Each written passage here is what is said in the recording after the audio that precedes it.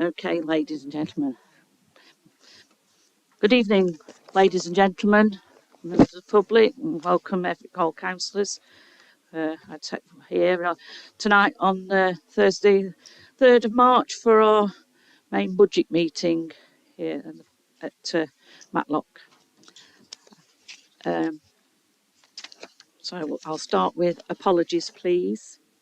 Thank you, Chair. I've received apologies from councillors Elliott, Donnelly, Gretrix, Bright, Buttle, Sutton, O'Brien, Shirley and Chapman. Thank you. Councillor Orchard texted me a short time ago. He's actually lost traffic. Right. Okay, so we might have late arrivals. Thank you. Okay, thank you very much for that. I get to move into public participation. For the viewers online, we have had a question from Miss Vicky Rains from Tansley, local resident, but the actual question and the response to that question is actually published on the District Council's website. So we're not going to continue with that, and all members have had chance to read the question and the response. Thank you for that. And then at this point, I am on the public participant side. I am going to move over to Councillor Mrs. Morley to say some words over the issue that we've got within what Russia is doing with Ukraine and how it affects family life. So, Councillor Mrs. Morley, I'd like to take the floor. Thank you. Thank you, Madam Chair. Members and colleagues, I was asked if I'd like to share some first-hand experiences of working, living and having family in Eastern Europe, in Poland. Most of my family and cousins and their families still live there. Being half Polish, my dear late daddy made sure that after World War II, my mother, sister and later me stayed in touch with the family, something which was difficult for my father after he escaped Russia and the intervention prior to World War II. Writing letters from the UK, which were opened and censored by the authorities in Poland, didn't make things easy. Parcels sent from the UK from home often went, shall we say, missing. This was even up to the 1950s and 1960s. In 1968, my parents and I, as a young girl, travelled by car to Poland. This was a very anxious time for my father, as it was the first time he had returned to his homeland prior to escaping. During the journey, I have an unforgettable memory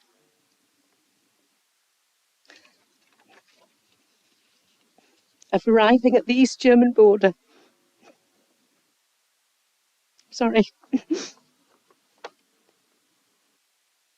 Where we were detained at the East German border. My father and I were separated for a short time from my mother. I do apologise. We were interviewed by armed guards, and although this was very frightening, it was only for a short time, but the fear and worry outweighed the time scale, as you can perhaps imagine. During our stay with the family, my father was uncomfortable as the Czechoslovakian uprising was developing in August of 1968. Seeing tanks lined up on the roadside along the Tatra Mountains is a vision which will stay with me forever. My sister attempted to research the family tree on the Polish side. However, the Home Office have declined to give us details. No further information can be released until 2047, as the findings are likely to cause distress to living direct relatives. Life in Eastern Europe for many decades, particularly from experience in Krakow and southern Poland, is best described as hard, poor and grey. The buildings are grey, the faces are grey, there's a lack of smiles and there's hardship, and this does stay in my mind. Unless, of course, a member of the family joins the Communist Party. Then that individual is afforded privileges. My youngest uncle did actually this, and it caused discord between the family. It provided him with better work prospects, better accommodation, extra food coupons and meat coupons, which, as you can imagine, in a family of 3 brothers with their daughters and families, caused a problem. We've sent food parcels, clothing and medicine via the Red Cross for 50 years plus. EU monies were very helpful, but obviously not for everyone. My husband, Tony, not that long ago, while working in Lublin in Poland for some months, witnessed still some very unpleasant sights, which included some old babunias. A babunia is an old grandmother, kneeling on the side of the road selling their meagre vegetables. The EU money didn't go to them. I suppose similar sights can be seen today along the villages along the border between Ukraine and Poland, that's some 1,600 miles long. It believes that the Polish people today are reported to have been driving to the borders in their own cars and taking families as they've successfully crossed the border. Quite a stoic lot, really. Very recently, some diary entries of my father have recently been uncovered in a relative's loft in Poland. These were only discovered after my uncle's death. We've now had these translated, and they make for very sad and emotional reading, but honestly recorded the thoughts and fears of my father and for his family remaining in Poland. This war and plight of another European nation, the Ukraine, is being repeated yet again by Russian intervention and aggression after so many years, and it's hard to believe that this is happening in 2022. Heartbreaking TV reports and visuals are seen by us all daily, with families and children witnessing atrocities. God only knows how the thousands of Ukrainian refugees must feel with their worldly possessions in carrier bags, being tired, hungry and cold. To help in a small way, there are several pockets throughout the country where people are donating foodstuffs, basic medicines, nappies, baby food, and lorries are frequently, I understand now, setting off. In my daughter's village, I believe there's 2 lorries, one being driven by a Ukrainian school dad and another by an English dad, and one of the lorries set off today, absolutely stuffed to the rafters with lots of donations from the village. Godspeed for their safe journey and return. Members and colleagues, a vile world situation such as this touches us all and should put our privileged lives into perspective in all our actions. We live in beautiful England. We have homes, clothing, food, and freedom. We don't have to wait for the sunflowers that the elderly lady was confronting the armed guard about. We have the daffodils now. Be grateful.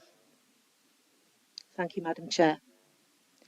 I'd like to ask we show respect in a minute's silence.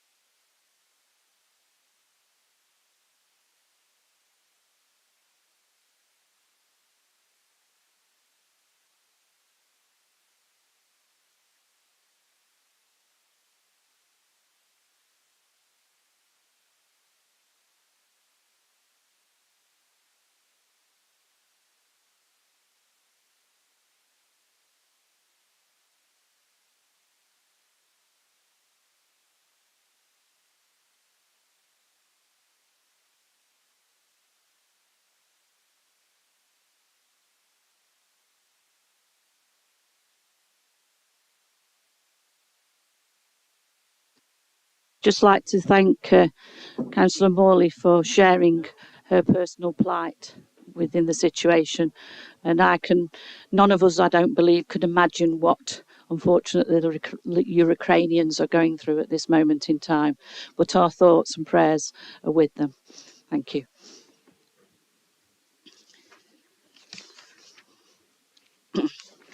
Okay, moving on. Item 3, approval of the minutes of the previous meeting, which was 27th of January. I'll move them, Chair. Councillor Atkin, Councillor Wakeman. All in favour, please show. That's unanimous. Thank you for that. Item 4, interest. Has anybody got any interest to declare? I know we all have, because we all pay council tax, but that's a different matter. Nobody be able to vote if we had to do that. No. Okay, thank you very much. Item 5, the corporate plan. So I'll move on to the report from Steve. Where is he? I'm sorry, Mr. Capes. There we go. That's all right. Thank you, Chair. And thank you, members. As you'll remember, you set your corporate plan back in March 2020 for 4 years, but you do update on the specifics each year. The current year's actions, the year that we're coming to an end of now, of those, we've got 19 of your targets for this year that are on track to be achieved, either on time or slightly late, and they're set out in Appendix 1.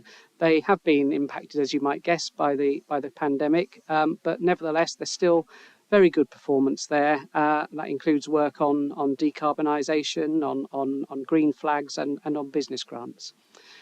For next year, which is perhaps the main business of tonight, the areas for actions were actually adopted by Governance and Resources Committee about a month ago, and they're set out in Appendix 2. But the specific targets that you're asked to approve tonight is Appendix 3, and those are the actual targets for those actions for the coming year. That's on page 24 and 25 of my version, hopefully yours too. And those 27 targets for the year to come include measures on a range of priorities for members, but there's 7 targets on climate change, there's 6 targets for the economic recovery, and there's 5 on affordable housing. And so it's those targets in Appendix 3, just to note the recommendation 1 should say Appendix 3, not Appendix 2, my apologies. And it's those that you're asked to approve tonight. Thank you, Chairman. Thank you, Steve. So, Councillor Hughes, question. Thank you, Chair. I noticed that there are some things that are in red on the previous charts, but I won't talk about those. I'm just a bit concerned about some of the targets that we've set, or one of the targets that we set for for next year, and that is the pledge is to deliver a permanent site to meet identified travellers' needs, and the proposed target is by March 2023 to achieve that pledge. Now, I rather worry that we're not going to achieve that pledge, given that there's no planning permission, no budget for the development of that site, and whether or not it's suitable for travellers is yet to be determined. So there's quite a lot of administrative work to be done, and I'm curious to know whether that, plus the building work that will be necessary, can be achieved by March 2023. Thank you.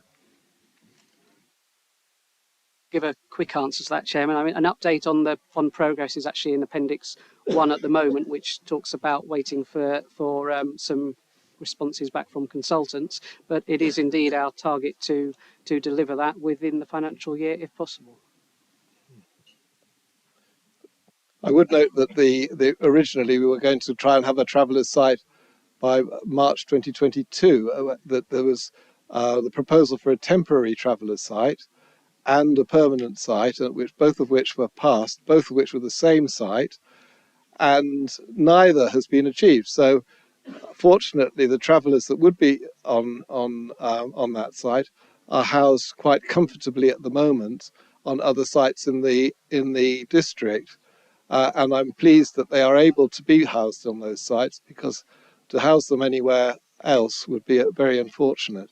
So how sure are you that we will be able to achieve something that we were originally intending to achieve by March 2022? Chairman, I think officers would say that it's our commitment to do our utmost to achieve it. But with all these targets that we've seen over the last year, a lot of targets have slipped for various reasons, and so I can't, and members can't make a cast iron commitment, but we'll certainly do our utmost to deliver it. Thank you for that. Councillor Ratcliffe. Thank you, Chair. And can I thank Steve for the report? Without him, we probably wouldn't have a corporate plan. And I think the aims and objectives that are contained as there have been looked at a number of times, and I think it probably meets with all our broad agreement. But can I put this question to you, Steve, if I may? Would you not agree that a significant factor of risk now has to be acknowledged as to whether or not we have the human resources to achieve our aims and objectives? This was made only too clear, I think, in the long past peer review and in the more recent waste contract report, and has been alluded to a number of times by members in council discussion. We all feel, and quite rightly, that there is quite a strain and stress on the officers in our corporate management team, and indeed within strategic departments here. So I'm anxious that, in fact, that we have the staff to realise these quite laudable plans that we're putting in place within this corporate vision, as it were. There will always be arguments, of course, about top loading in management. It's the old chiefs and Indians discussion. But you need people who can bring and execute plans. At the end of the day, things don't happen of their own volition. You need people there to translate them into action. So can I ask, as a rejoinder to that first question, is this being considered, and are we likely to see some movement towards that end over the next few months or so? Chair, if I may, I'll give a quick response on this corporate plan, and it might be that one of my colleagues want to say more about resources more generally. In terms of this corporate plan, the targets have been set along with the budget that Karen's going to talk about to match resources currently available. So as I said earlier, we're as confident as we can be that we'll deliver these. However, and members know this through discussions we've had many times over recent years, I'm sure members would like to do a lot more. In fact, so would we. And to do that would require more resources. And that is teamwork. It's all members of the team, from leadership. Otherwise, it's all one team, and to do more, we would require a bigger team, I suppose. But Steve, I'm sorry, your answer has instantly led me to think that you may have misunderstood or misperceived what I'm getting at. We have the finance there, that those budgets have been set aside. It's not the financial risk, it's the risk of having adequate people in place in the departments under your leadership, and indeed Paul's, to translate these plans into action. Do we have enough staff? I can speak for my own department, Chair, and Councillor Ratcliffe's right. I mean, members I think it was at the last council meeting, approved additional resources for me. The details of that recruitment, I've got a draft job advert, so I do hope to be doing that to get exactly those staff in place very soon. Councillor Ratcliffe, I'm going to bring in Mr Wilson to help with that. Yes, thank you, Chair. Well, as members will be aware from my recent report to Council, it has been pointed out that the issue of strategic capacity within the organisation does need to be looked at. So you've had that through the independent waste review, you've had it through 2 peer challenges, and you've had it on numerous occasions in reports referenced by myself. So that is an issue that we are currently looking at. But the key issue with the corporate plan is for members to agree the corporate priorities and the projects, and we will seek to resource the delivery of those projects to make sure that that plan is delivered. The big challenge that we have is that in addition to that corporate plan, many other things happen across the organisation on a daily and weekly basis.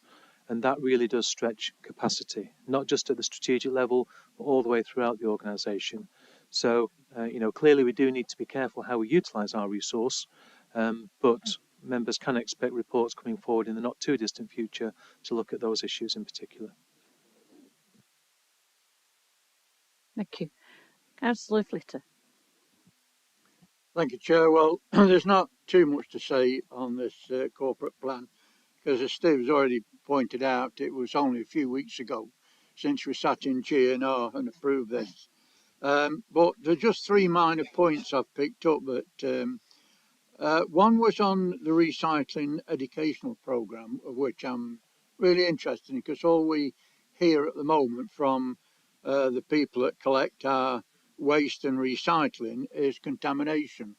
And I really need to understand why an odd piece of contamination depicts the whole load from not being accepted into the situation. And a lot of residents are perhaps putting, not just cans and plastic in the relevant bins.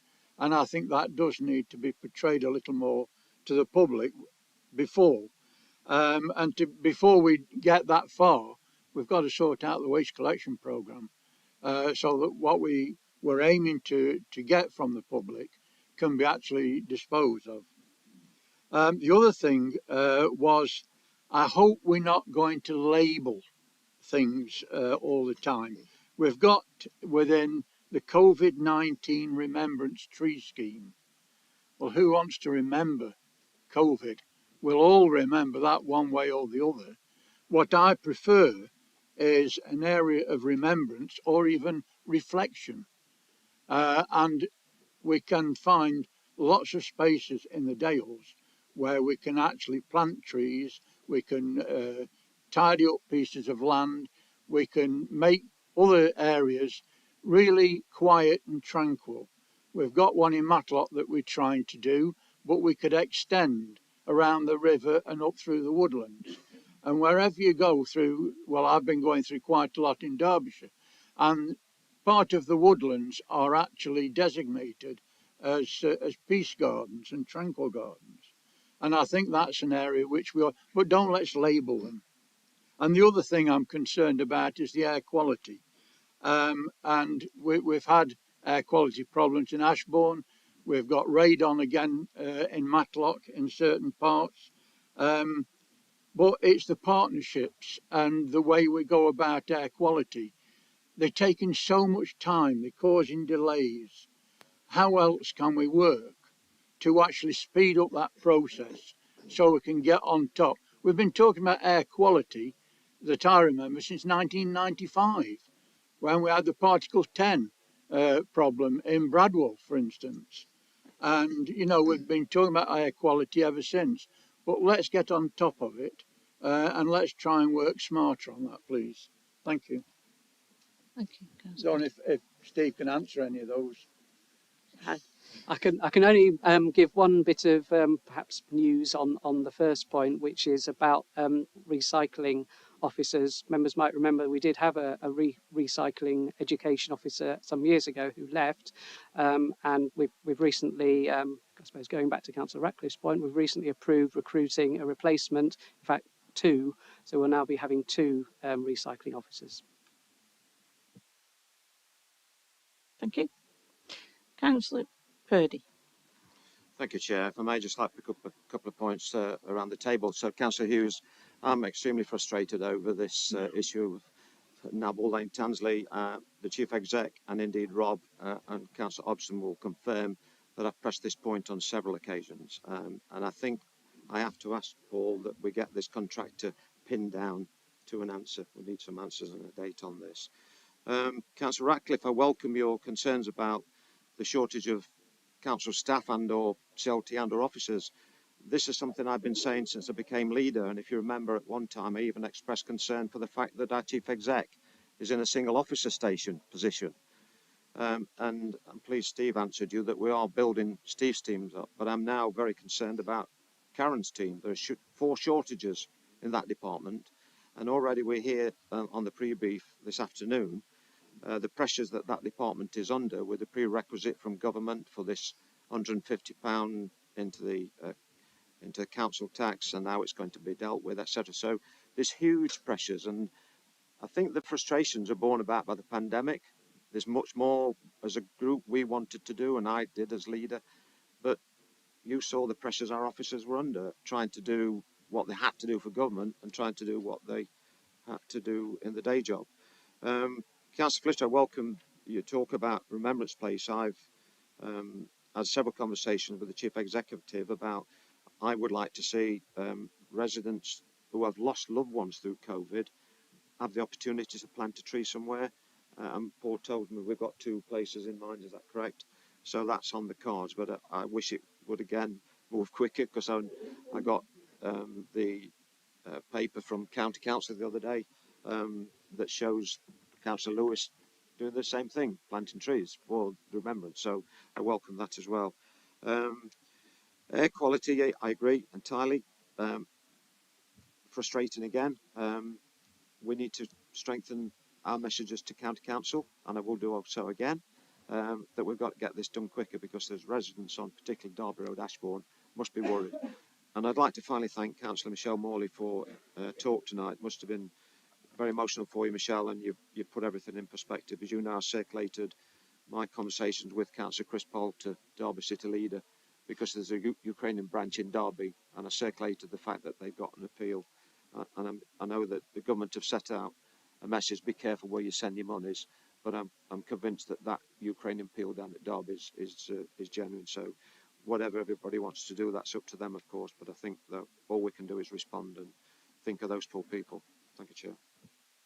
Thank you, Councillor Purdy. Councillor Marty Burford. Thank you, Chair.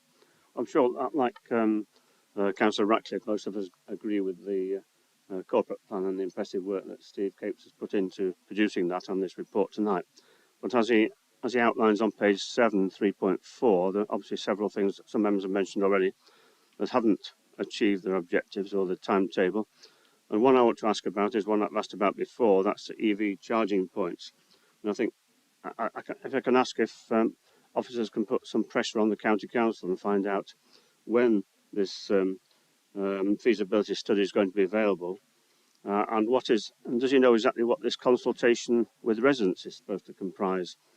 That's the first question. The second one is on page 20. Actually, I haven't got it in front of me, but I did highlight it. And that's the delay that's inevitable, I think, with the local plan review process. Are we going to have a new timetable for that? Because that's going to be, I think, delayed. I think there's supposed to be a public consultation next month. Well, seeing as we haven't even looked at individual sites yet, I don't think it's going to be available for public consultation at that time. I think, in fact, what we're talking about now is public consultation on the housing numbers in different categories, either from a very low number to a higher number, and that's what we're going to consult on. So it certainly won't be the draft local plan which we're consulting on. So are we going to have a new timetable available for the local plan? Because people are asking myself about it. People have heard about the local plan review. So I think we need to know what the new timetable is going to be. Thank you. Thank you, Councillor Burford. Thank you, Chairman. We'll take back the point on EV charges to colleagues. I don't think there's anyone here at the moment who's got detail on that. And on the local plan, drafting a report for the council meeting on the 24th of March to come back on that. Thank you. Can I ask that you would probably get something out, Steve, and ask the member for the EV charging point from one of the officers if you could circulate that round, please. Thank you.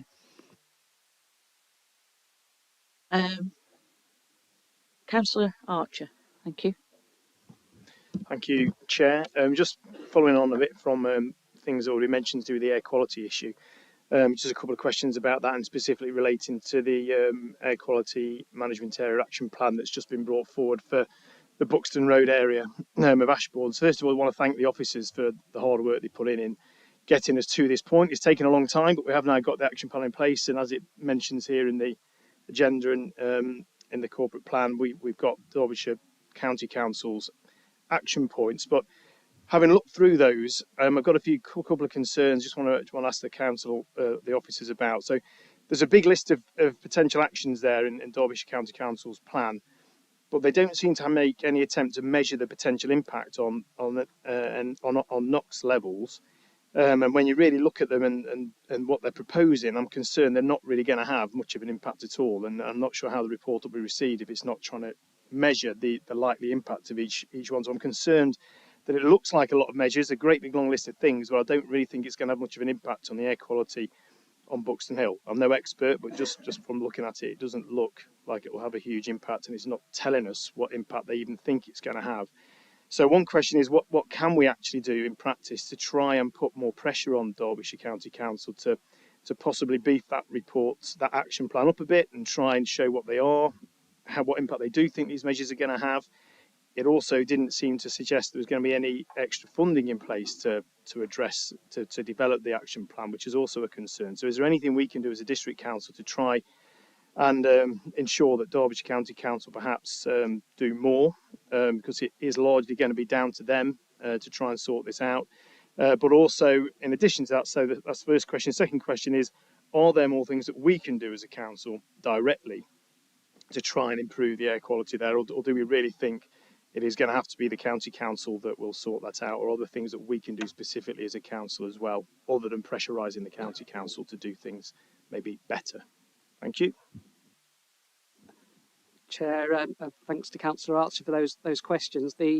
You might say he's not an expert, but he's more of an expert than me. Our experts on this are Tim Braund and Karen Carpenter, and they actually presented last week at the Community Environment Committee on this subject. I think what I'll do, Councillor Archer, if you're happy, is I'll go back to them and get some answers to those questions. And again, if Chairman's happy, circulate them to all members. Thank you. Yes, thank you, Steve, if that would be helpful. Councillor Wayne. Thank you, Chairman. I'd just like to echo Councillor Archer's comments there. I have some serious concerns about the Ashbourne air quality and the speed in which Derbyshire County Council aren't dealing with it. But my question relates to page 24, and basically it's about promoting greater recycling. I think as a district we've got to be very careful because we don't want to underestimate our public and our communities, because it's whether they're letting us down or have we let them down. Not this council directly, but what I want to know is, how can we be certain that our communities have any faith in what we say when the district council, when the Serco debacle and now the closure of the Vital Earth has led to even more food waste going unnecessarily into landfill? What are we planning to do to win back the confidence of our customers and for them to have faith in our message? We've got to be really careful how we do this, and I'd be very interested in knowing how we are going to go about getting them back on board. Thank you. Councillor Wayne raises a good point, Chair, and you know, we're perhaps not at that point yet. As I just mentioned, we're at the point of going out shortly to recruit 2 new recycling education officers. And clearly the messaging and the communications that they do will be critical, and I'm sure that's something that officers and members will be engaged on in the future, but I don't have an answer to it at the moment. Sorry, sir. Perhaps you could, when you have, can you let us all have it, please? Thank you. Thank you. Thank you for that. Councillor Slack. Thank you, Chair. I do agree with Councillor Purdy, Councillor Ratcliffe, and Councillor Archer. Fumes from diesel quality is very, very serious problem today. Years and years ago, we used to, the tobacco firms used to say cigarettes don't harm people, and we know what it did. And I think it's similar with diesel fumes. In Wordsworth, there's 2-level crossings, and the pavements are very tight, and mothers are coming up with prams and that, and all these fumes are, while they're waiting to the lights to change, all these fumes are hovering all over the children and that. And it's going to cause a big problems, breathing, respiratory problems eventually, and we do need to solve this. We need to some of the lorries what come through Wordsworth have no need to come through Wordsworth. They should go bypass into Reservoir, away from residential areas, but they go there because it's the shortest route in many cases. So I think we're something we do have to really take in hand quality. Also, as Councillor Wayne's just said, co-mixing food now with general waste. People have been doing that for quite a while, to be honest. Bins haven't been emptied, so what do? They put it in the general waste. You know, you can't really blame them because we haven't a good service hasn't been provided by Serco, and this is what we encourage. And so we do need to get this sorted out and get back to a proper food waste system. So that's another issue we have to tackle. So that's the two issues which are on my heart to solve, Chair. Thank you. Thank you. I don't feel there was a question there to be answered. If I've got that wrong, then please correct me, Councillor Slack. Councillor Sue Burford, please. Thank you, Chair. Could I first of all thank Councillor Mrs Morley for speaking to us tonight? That was very moving. I might also say that at this particular point in time, I am... Councillor Burford, can I just ask you to move it up, because I can see that Councillor Ratcliffe is struggling to hear. I just wanted to say really that at this point in time, I am more than a bit embarrassed to have done a Russian degree, but anyway, I just wanted, on that basis, I wanted to just point out on page 23 that we're going to work with partners to accommodate Afghan refugee families. Can we include the Ukrainian refugee families in there? Members, I'm sure, without having spoken to him, I strongly suspect that's something my colleague Rob Coggins will be on top of already, so I'll certainly refer that point to him. Thank you. Thank you for that. Sue Hobson, Councillor Hobson. Thank you, Chair. Are you ready to move? Because I'm happy to move recommendations 1 and 2. 27 specific targets moving forward. That's great. Thank you to Steve and everybody who's worked so hard with this. I'm interested in everybody's comments, particularly about Ashburn and the air quality.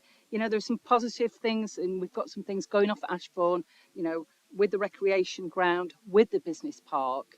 And I think we had this discussion before when at the C&E meeting. It's whether there will be a bypass for Ashburn, and that's what's, you know, what will happen with that, whether that would be supported. But I'm happy to move the recommendations. Thank you. Thank you. Does that find a seconder?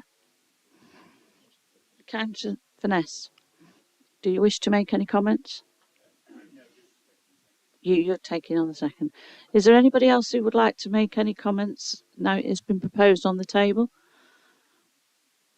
Well, in which case I'd like to go to the vote then. So can we all please show the recommendations to set out before you? All in favour?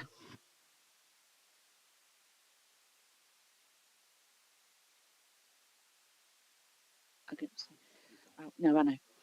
That is unanimous, and just noting that Councillor Statham wasn't in the meeting at the beginning of this debate, so that's the reason why he hadn't had chance to vote. Thank you.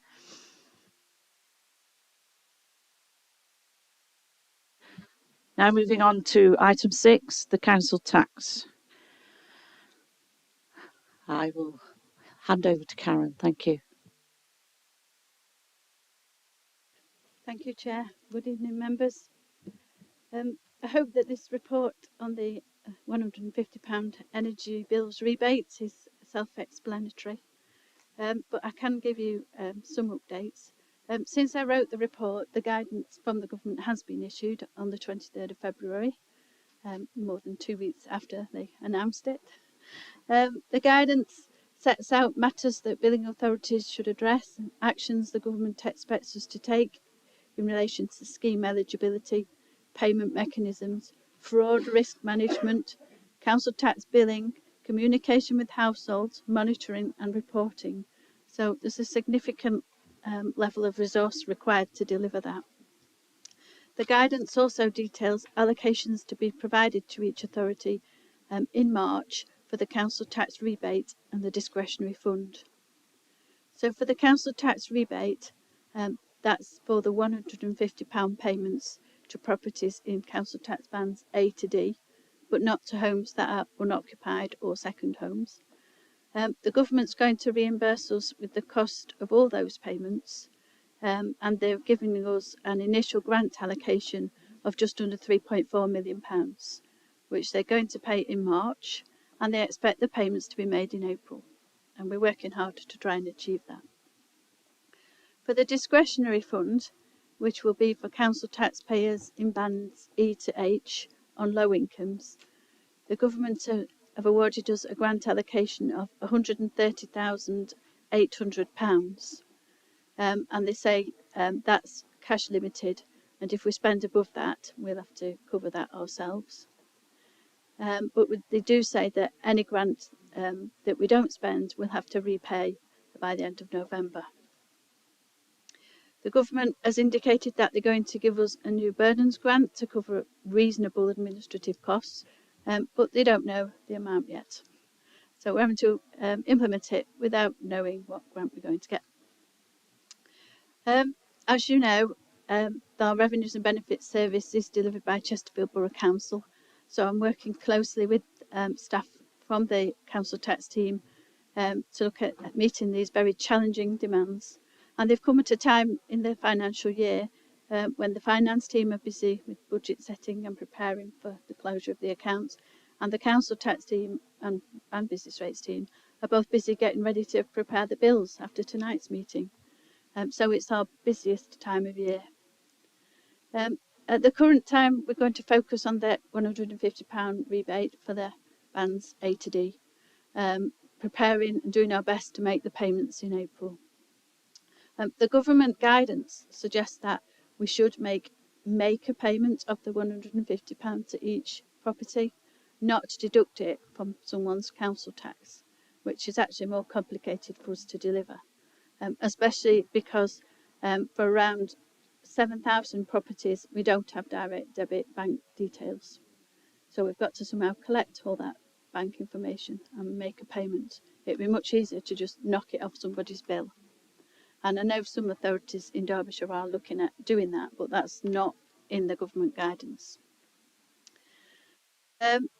We are concerned that there will be a lot of customer inquiries, and that the revenues team will be overwhelmed because people will start ringing up saying, "Where's my payment?" And that in itself will prevent them from processing the payments. So the government's provided a generic leaflet that explains the background to the scheme, but it doesn't have a lot of detail, and clearly each council will administer it in their own way. So what we're thinking of doing, and I've got a meeting with the revenues team tomorrow to discuss it, is we're thinking of sending out a mail shot to all our residents to arrive just before the council tax bills, but with a lot more information about the scheme, hoping that that will give them the majority of the information they need, and that they won't feel the need to pick up the telephone or email us, because we want to try and avoid that as much as possible. So that's the update, and I'm asking you to approve the recommendations, which approve the authority to actually make the payments. Thank you. Thank you, Karen, for that. Nice to see that these are the monetary is coming through, and the government are saying that this is what should happen, but they don't realise how much pressure they put on our resources to actually distribute this out to the members, the residents who will have it. Are there any questions? Councillor Ratcliffe. Thank you, Chair. I don't have a question as such, but I'd like to move that we accept this report from Karen and Paul Radcliffe, both of whom do sterling work on behalf of this council for the more, do I call them, impoverished families.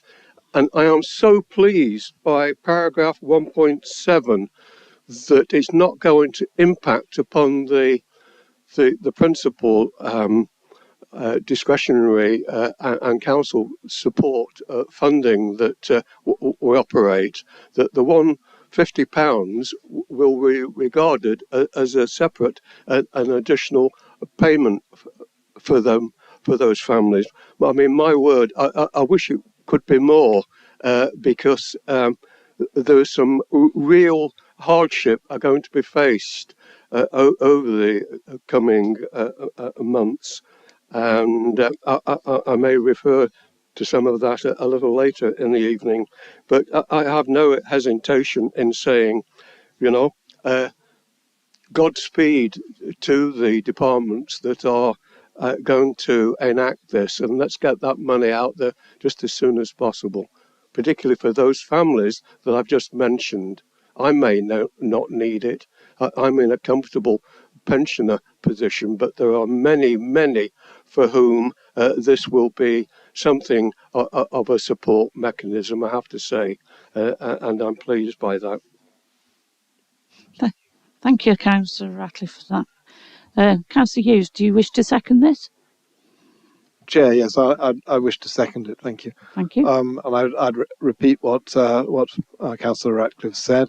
I would ask that we as a local authority also look at energy efficiency measures in housing, and I know that Rob Coggins has been doing excellent work in insulating houses in the platform housing houses and other houses, and that will reduce the fuel bills for the people in those houses. And perhaps we need to redouble our efforts at publicising the importance of insulation right across the housing sector. Thank you. Thank you, Councillor. Councillor Swindle. Thank you, Chair.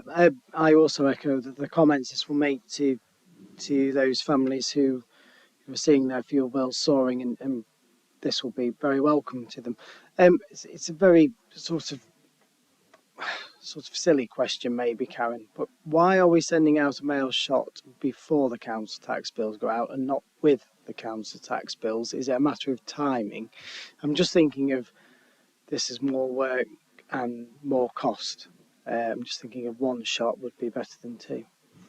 Yeah, I agree. I think the reason is that there's not sufficient information. There's two reasons. First of all, is there's not sufficient space, I'm told, in the envelopes to get another document in. We struggled to get this extra government leaflet in because there's already the Dales Matters. I think there's a county council leaflet. There's an information leaflet to explain the bill, and there's the residents' parking pass. There's already a lot in the envelope. So they didn't want to risk something going wrong with the billing process by trying to get another one in.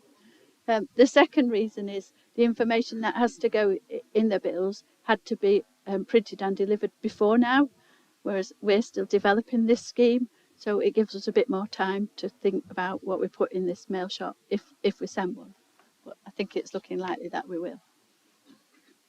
Chair, just to point out, I wasn't smirking at Karen. I can just see Councillor Purdy's thinking about my I'm worried about your weight of mail that I've got to deliver, but it has nothing to do with that at all. Mail shots. Councillor Slack. Thank you, Chair. When we come up to April, we know we're going to see enormous increases in utility bills. They've already warned us. As we just said, families are going to really struggle low-income families, very much so. And I do hope that if they get into debt, the electric companies and the gas companies will not switch them off. It'd be desperate if they did that. I think it'd be a really bad thing. So I don't know what the position is if they get into big debt. Probably talk to the utility companies and so forth. But if they start and switch people off, that they've done it once before, and I wouldn't like to see that happen again. Thank you, Chair. Thank you, Councillor Slack. Is there anybody else wishing to make any more questions or comments? Because it has been moved and seconded. Within that, then, I'd like to go to the vote. So all in favour, please show. That's unanimous. Thank you, everybody. Moving on to item 7, the capital programme for 22-23 to 24-25. Thank you, Karen. Thank you, Chair. I apologise to members for the late changes we had to make to this report. And if I could direct your attention to the separate version that was of the report that's on your tables, which is the most recent one, rather than the one in the main pack. The late changes to the report were made to reflect 2 significant energy efficiency schemes for which the Council has recently been awarded grants totalling £907,500. The work on those is required to start in April, so we really needed to get them into the capital programme for members' consideration tonight. While the second version of the report was updated to reflect these 2 additional schemes, I failed to update the recommendation itself. Therefore, I need to propose an amendment to the recommendations, that recommendation 5, as it's currently shown, becomes recommendation 6, and a new recommendation that we have for number 5 to read. Let me find my notes. Add the energy efficiency projects for off-gas grid homes, Hub 1, valued at £495,000, and for on-gas grid homes, LAD 3, valued at £412,500, both to be financed by grants. So that's an additional recommendation to approve those 2 grant schemes.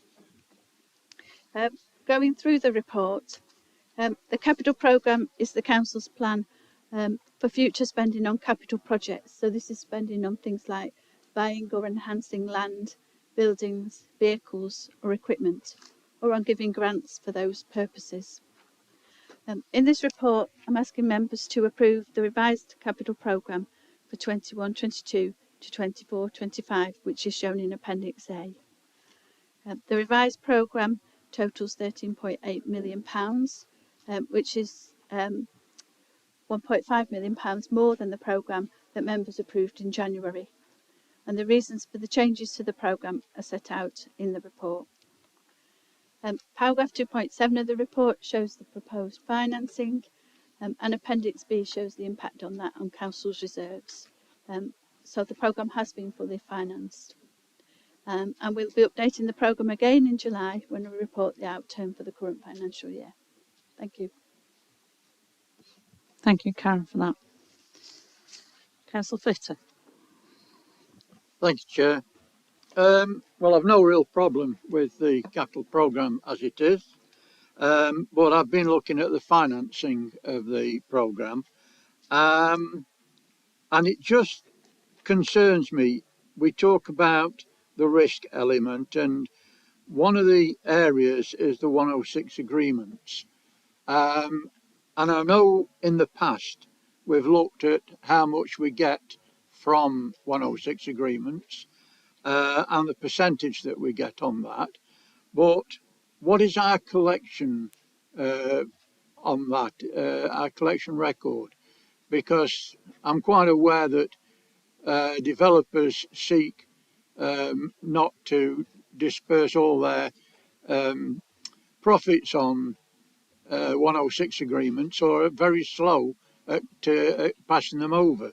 So I'm just wondering what our record of collection is, and is there any real risk there? And I just wanted a little update, because I'm just not too sure what about Sill? Are we what are we doing? What's the latest on Sill at the moment?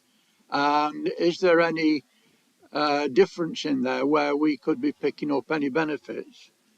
And when we look at the risk, actual financial risks again, there's a statement in there that I'm just not too sure about, because it says that budgets for individual projects sometimes are insufficient when tenders are received.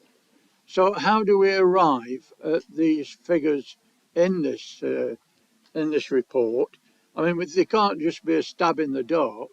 There's got to be some process we go through to get these, and that worries me, because time after time over the years we've seen that certain projects come in far more expensive than what we calculate for.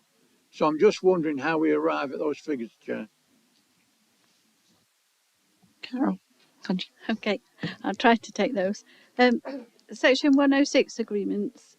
We do have processes in place where the business support team monitor the agreements that are made.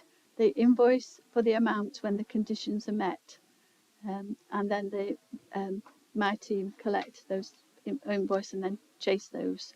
And an annual report is brought each year to members to show that process.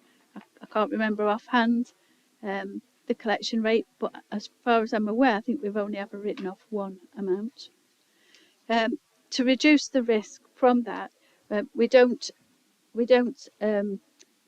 anticipate any Section 106 agreements. So we don't use any Section 106 agreements until we've actually got the cash.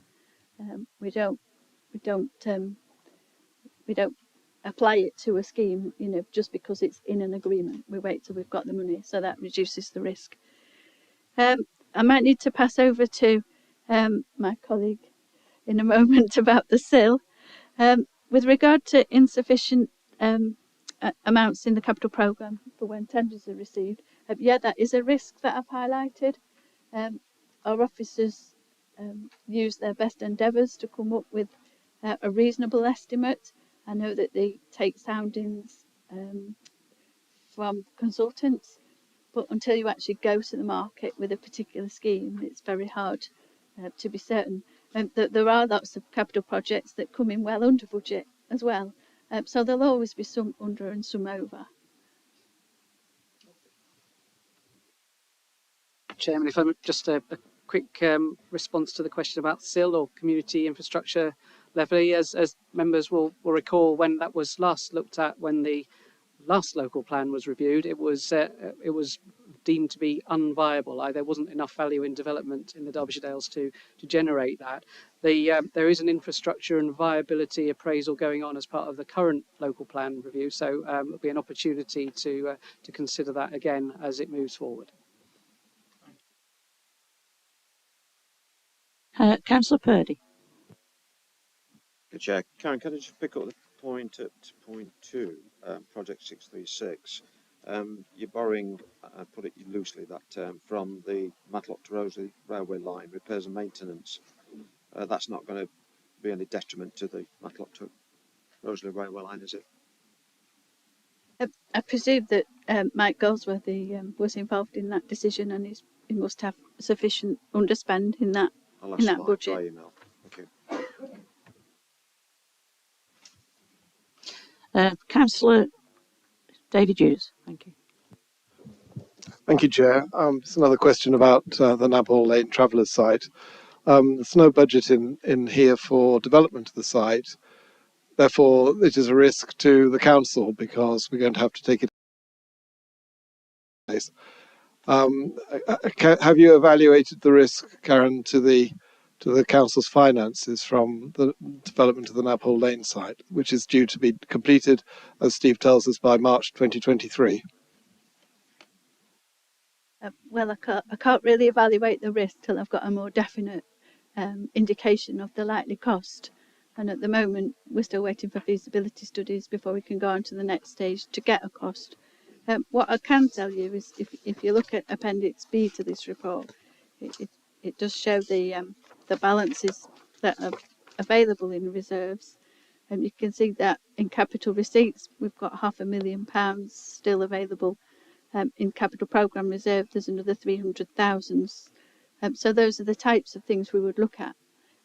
But we would only look at those if we couldn't get a grant funding, or we didn't have a Section 106 contribution, and they would be our first ports of call. Rob Coggins seems reasonably certain that we might get a Homes England grant to develop the traveller site. He said they used to have a special pot that was for traveller sites, although they don't have a designated pot anymore. His intention would be to apply. And other than that, we might be able to use Section 106 agreements. If those two failed, we could look at capital receipts or capital programme reserve. Chair, through you, I am concerned. I feel that a budgetary quotation should have been prepared for these accounts for this capital programme, and it hasn't been prepared. Therefore, I cannot support the capital programme. Okay, thank you, Councillor Hugh. Councillor Martin Murphy, please.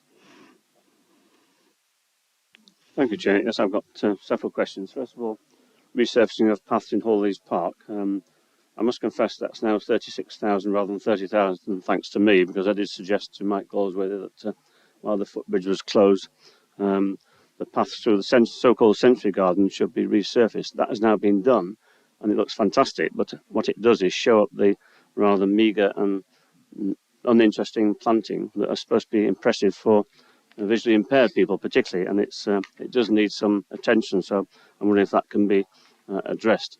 But the other thing, of course, that's embarrassing, not embarrassing, but it's a problem for the council, and I wonder how it's going to be financed. That's the footbridge itself, which was reopened a week before the floods, has now been closed, of course, for another 10 or 11 days for a further engineer's report. So inevitably, that's going to mean some extra expenditure in order to remove all the vegetation from it, which is entwined in the bridge structure, and it's going to be a devil of a job to get this material off the bridge. So I'm wondering if that's going to be affecting the budget, or is it going to come out of contingencies? I'm not sure.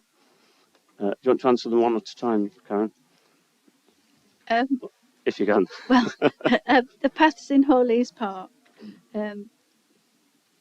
that's in the capital programme. The actual the planting that you mentioned would come out of the revenue budget.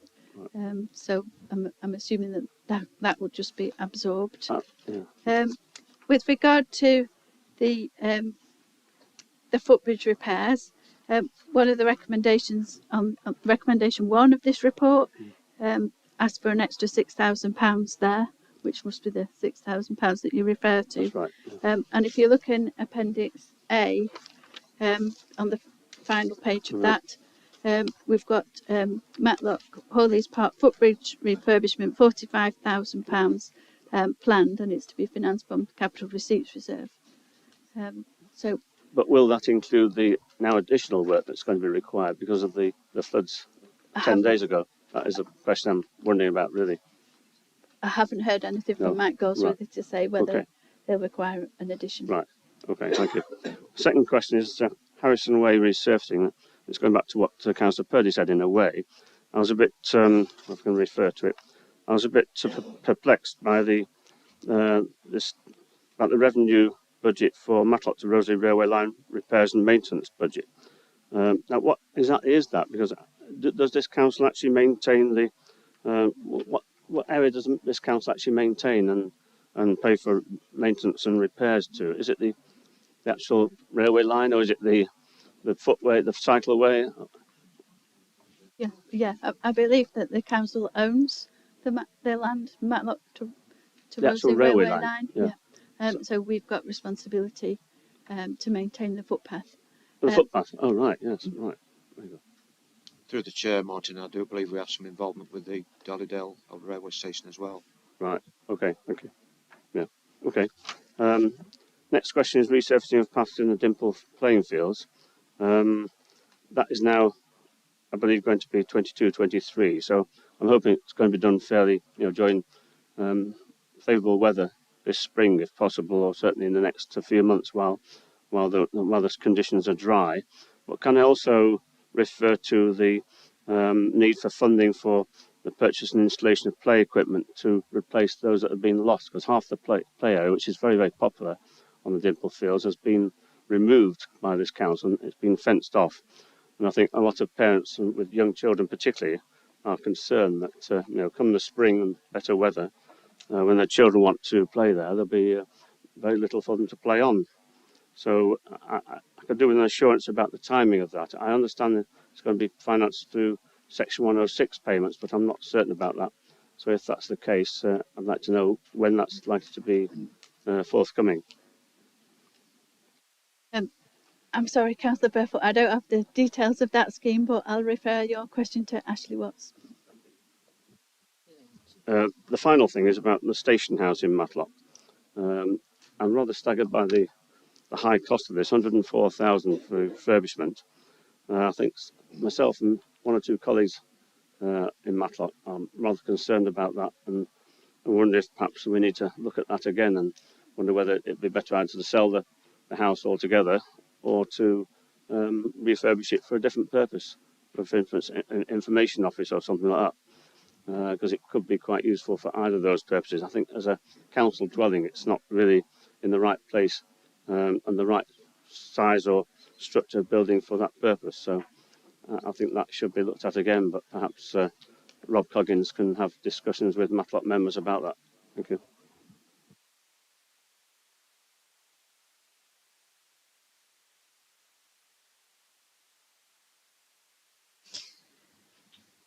Thank you. We'll obviously take that point on board there and ask Rob over that one.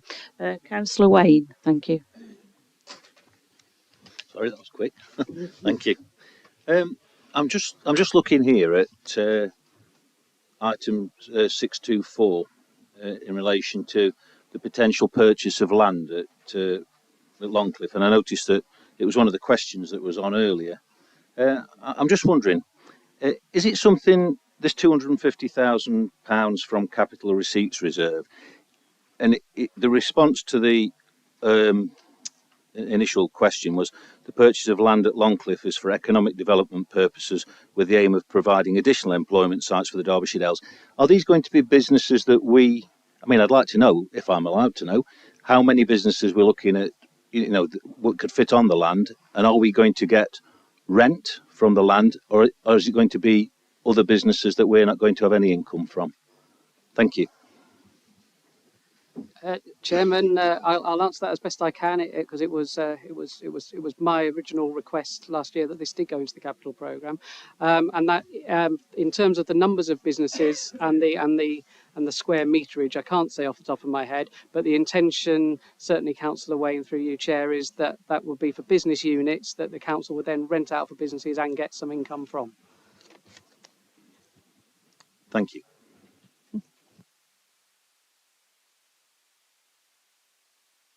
Thank you, Chair. I've just got a query about project number 370. It refers to capital salaries. There's a revised allocation of 50,000, an increase of £50,000 to take the total capital programme to 100,000. What is that for? I wasn't aware you could capitalise salaries. Thank you. Yes, we can capitalise salaries where they're used wholly on capital schemes. So if we engage a particular consultant or use one of our own staff wholly on a capital scheme, then we can capitalise that salary. Okay, so it's consultancy fees then? I'm not sure this is consultancy. We would be allowed to do it with consultancy fees. We're requesting £25,000 for 22-23 and 23-24. I suspect that is part of our own officer's salary. So if they identify any time that they're working wholly on a capital scheme, we can capitalise that rather than it falling on the revenue budget. Okay, all right, thank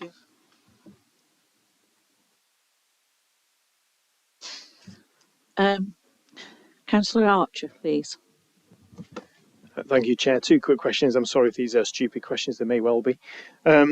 So first of all, last week, I want to comment on this later as well, if that's okay. I attended the opening of the Ashburn Pavilion. So I'm just wondering why the Ashburn Pavilion is still appearing on the capital programme for the coming year, given that we've just opened it. And then the other one, I'm just looking at things like the original figure, for example, for the bandstand and Memorial Gardens at 66,000. Now it's saying 4,000. So I'm sure it's me just not understanding it. Can you just explain that? So it said original 2022-23, 66,000 for the Ashburn Memorial Gardens, and bandstand revised budget 22-23, 4,000. So just to clarify that, I'm sorry if I'm just being ignorant and stupid. Sorry. I don't know the exact details for either of those. On the first one, I can say that it's possible that the figure for the Ashburn Pavilion in the 22-23 budget relates to some retention monies that are usually held back for a period after the project's been completed, to be paid when we're satisfied that all the work's been done properly.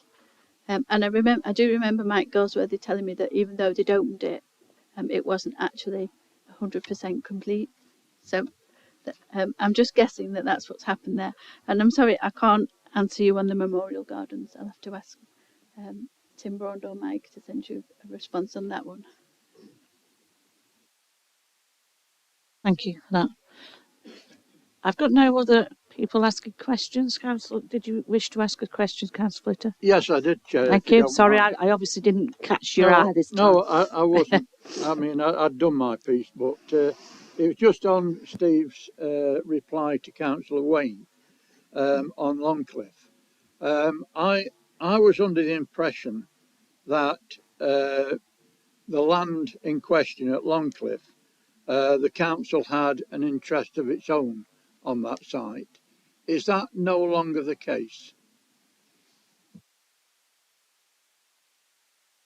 I'm not sure what Councillor Fitter is referring to, but I suppose there's two areas of land. Well, there's more than two. There's various parcels of land at Longcliffe. There's the land where the current waste depot is, and there's land adjacent to that, and it's some of that land adjacent to it that this is referring to. Thank you. That clarifies it. Okay, we've exhausted questions, I believe. Could I find a proposer for this recommendations? Councillor Atkins. Second. Yeah, thank you very much, Chair. I'll move the recommendations as set out in the report.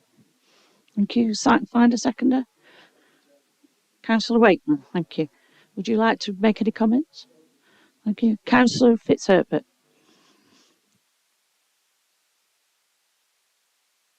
Thank you. I'd just like to congratulate whoever got the grant of 598,596 for the solar units, and I assume that's for this building and for the ABC. And if we've got to spend it within the next year, let's crack on. And if we need planning consent, let's get it as soon as possible. Well done, whoever got it. Thank you for that. Councillor Archer.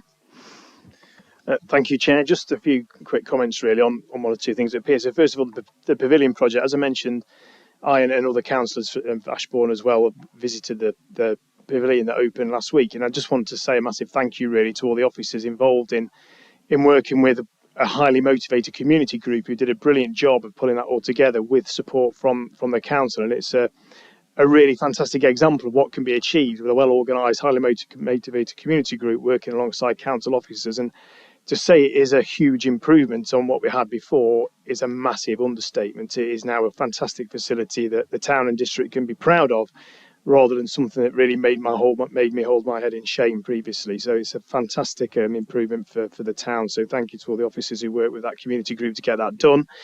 And it's also really pleasing to see in the capital programme here that hopefully building on that success in the town, long awaited and desperately needed commitments from the council to build to put more money and commitment into the Memorial Gardens, the bandstand, the footbridge, the Shrovetide Walk, all of these things that I can see in the capital programme. I really do think as long as we make sure they happen as planned, will really enhance the town for residents and visitors. So I'm hoping, looking at some of the projects here, that this time next year we should have some significant improvements in Ashburn, which we greatly appreciate. So just thank you very much to all the officers that are involved in putting these things forward and going forward, making them happen. Thank you very much. Thank you for that, Councillor. Councillor Purdy. Sorry, Sue. I'm very pleased, Councillor Archer. I'll have to put on record it was myself and this group that backed pushing Ashbourne assets. I was approached by the ward members about the very bad state of the assets, so I hope I can get a little bit of a tick for pushing it. Thank you. Hey. I got a minute. Is there anybody else wishing to make any comments? Then it has been proposed and seconded for the capital programme as set out as recommendations. All in favour, please show. Against? And abstentions? Then that is carried. Thank you very much, everybody.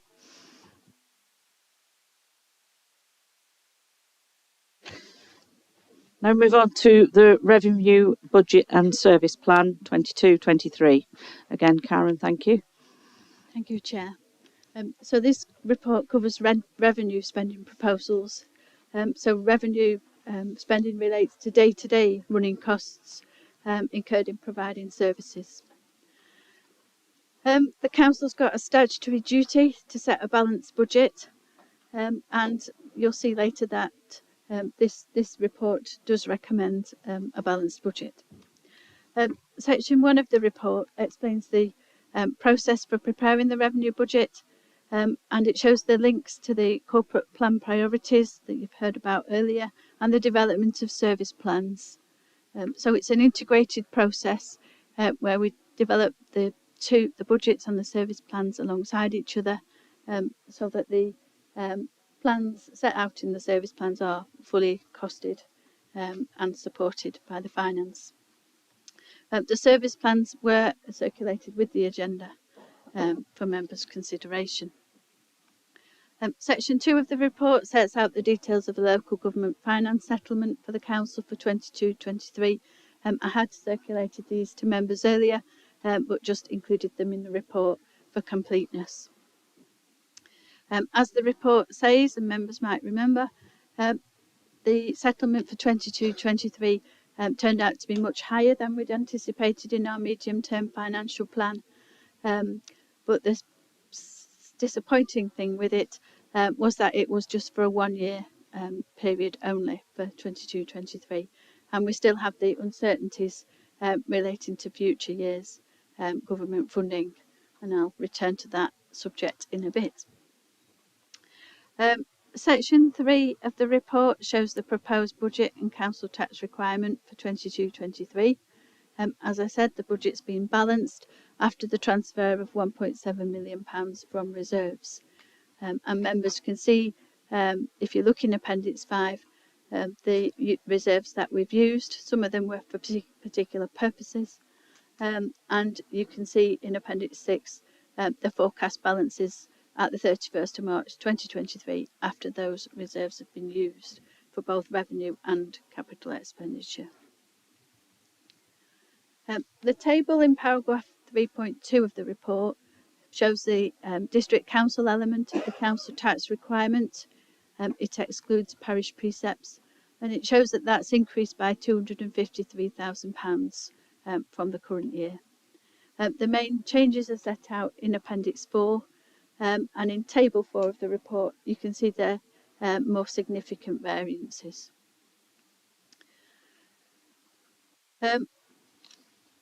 Sorry, I just lost my space. The next section of the report deals with the council tax itself, and the council tax increase is 1.94% that we're recommending, in line with what was included in our medium-term financial plan, and that's an increase of £4.25 on the Band D council tax. That's within the referendum principles set by government, which would have allowed the council to go up to a £5 increase on the Band D. Section 5 of the report deals with the medium-term financial plan, and it shows revenue spending forecasts up to 26-27. While it takes account of any current and known additional requirements or additional income streams that might come online in that period, it can't be conclusive, as there's bound to be other changes coming up over that time. The medium-term financial plan, and there's a summary in paragraph 5.2, it demonstrates that with the proposed increase in council tax, there's a balanced budget for 22-23. However, in the longer term, there's a need to identify additional ongoing savings or additional income of around £250,000 to balance the budget in the future. Again, paragraphs 5.4 and 5.5 describe uncertainties relating to the level of government funding in the future. The government's currently carrying out reviews on one of them is a fair funding review on funding levels for government, and the other one is a business rates retention review, which is about the proportion of rates that local authorities can share. And either of those could have a significant impact on the council's funding. Until we get the outcome of those reviews, it's very difficult to do any medium-term financial planning. Section 6 and 7 address reserves and balances, with forecast reserves and balances being shown in Appendix 6. And Section 7 explains the proposed approach to achieving the savings identified in the medium-term financial plan. So the medium-term financial plan shows that in future we need to save £250,000. But that's based on my very cautious assumptions about future levels of government funding. It could be that I've been too pessimistic, like we found this year, when we got a very good settlement for 22-23. If we had a similar settlement for, in future years, then there wouldn't be a £250,000 budget gap. That would be wiped out. So what we're recommending is that we don't take any action now to close the budget gap. We wait till we get the outcome of those fundings, and hopefully a settlement next year that covers more than one coming year. And if we need to at that stage, we can then develop an action plan. We do have over £500,000 in a funding uncertainties reserve that we could use to close the budget gap if we need to. Section 8 of the report deals with the robustness of the estimates. This is a statutory report that I'm required to make to you, and this is where, you know, if I gave a negative report, this would be taken up by the external auditor. I'm pleased to say that at the moment I consider that financial reserves are adequate and that we do meet the requirements. However, you can see, looking at the charts that I've included from CIFRA's index, that Derbyshire Dales is at the higher, the medium to high risk end, and that relates mostly to the fact that our balances are reducing. Reserve balances are expected to be depleted further to be used for the capital programme, and inflation is rising. So I'm concerned that these could impact and deteriorate our financial resilience even further. So if we do get an improved government settlement in the coming years, then my advice to members would be to consider increasing the amounts in reserves and balances to give us more financial resilience. Section 10 of the report deals with supplementary budgets. At the moment, under financial regulations and the current constitution, only council can approve supplementary budgets, either revenue or capital, and that has proved to be a problem in times when we've needed to move swiftly and there hasn't been a meeting. Examples arise from the recent waste review, where there was a delay caused by having to get authority to appoint a consultant to do some of the work.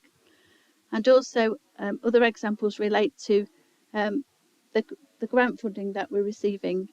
I was able this time to quickly get those 2 energy efficient grants into the capital programme, but if I'd have had to wait several weeks and we have a grant where the conditions require it to be spent quickly, then we might lose opportunities. So what we're recommending in recommendations, I think it's 11 and 12, is that delegated authority be given to me and the Chief Executive to approve additional spending in certain circumstances, but where it's aligned with current plans that have already been approved. I'll just turn to the actual wording of the recommendation.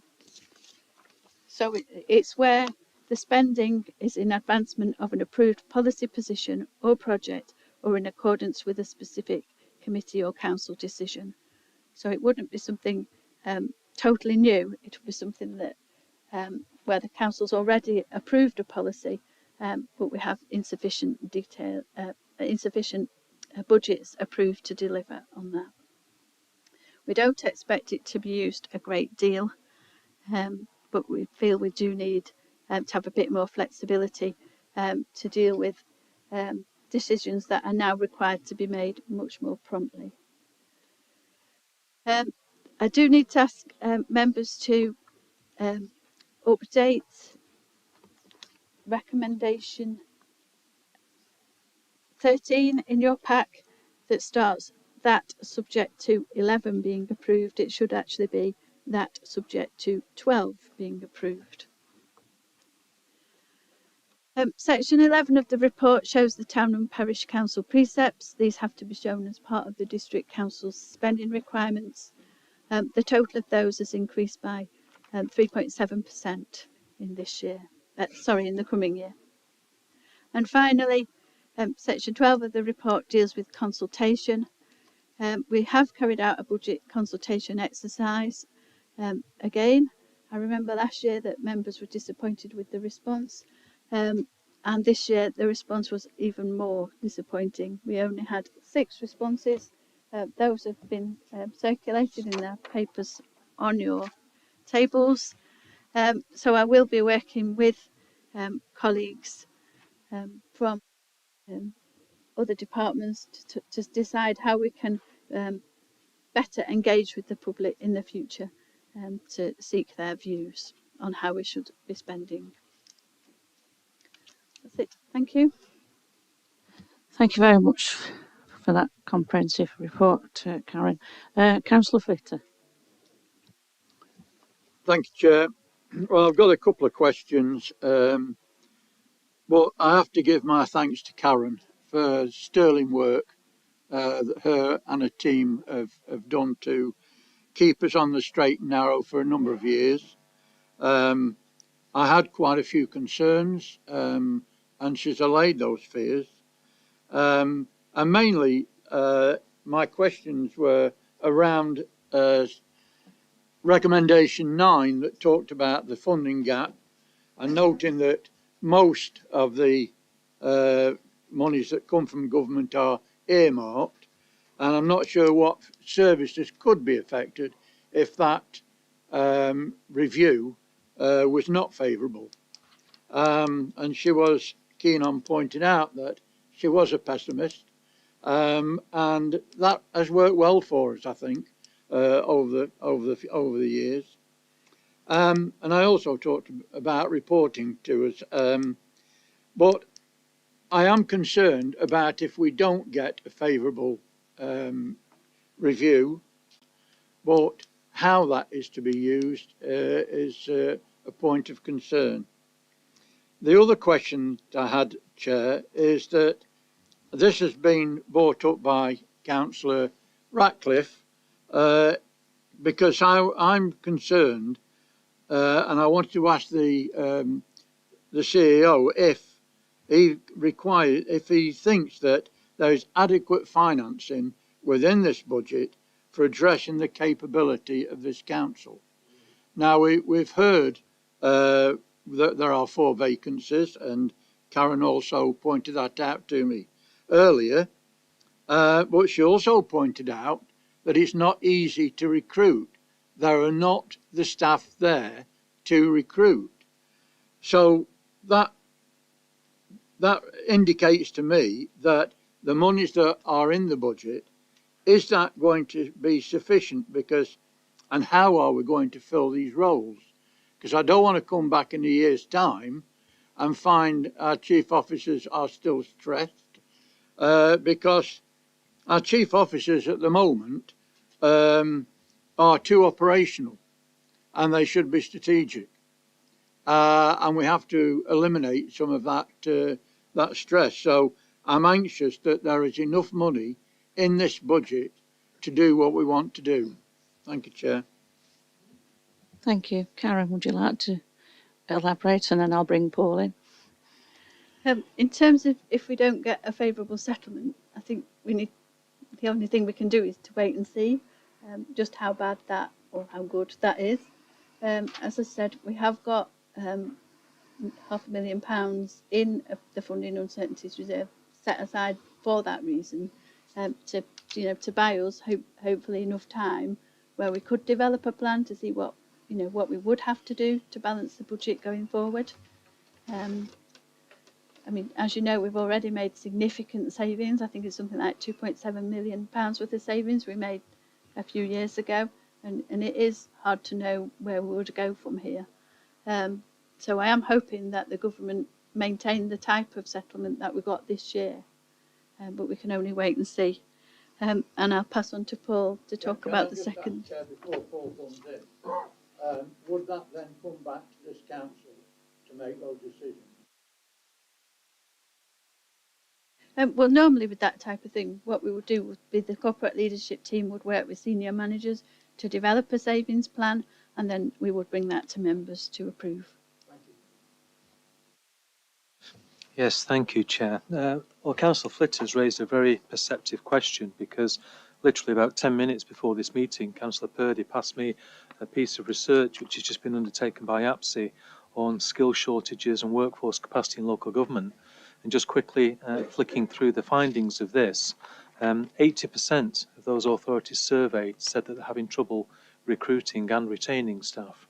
And in terms of the type of areas that those difficulties are being encountered, it is in finance, it's in planning, environmental health, it's in legal. So it's all the areas that we've either had problems with in the past or have problems with now.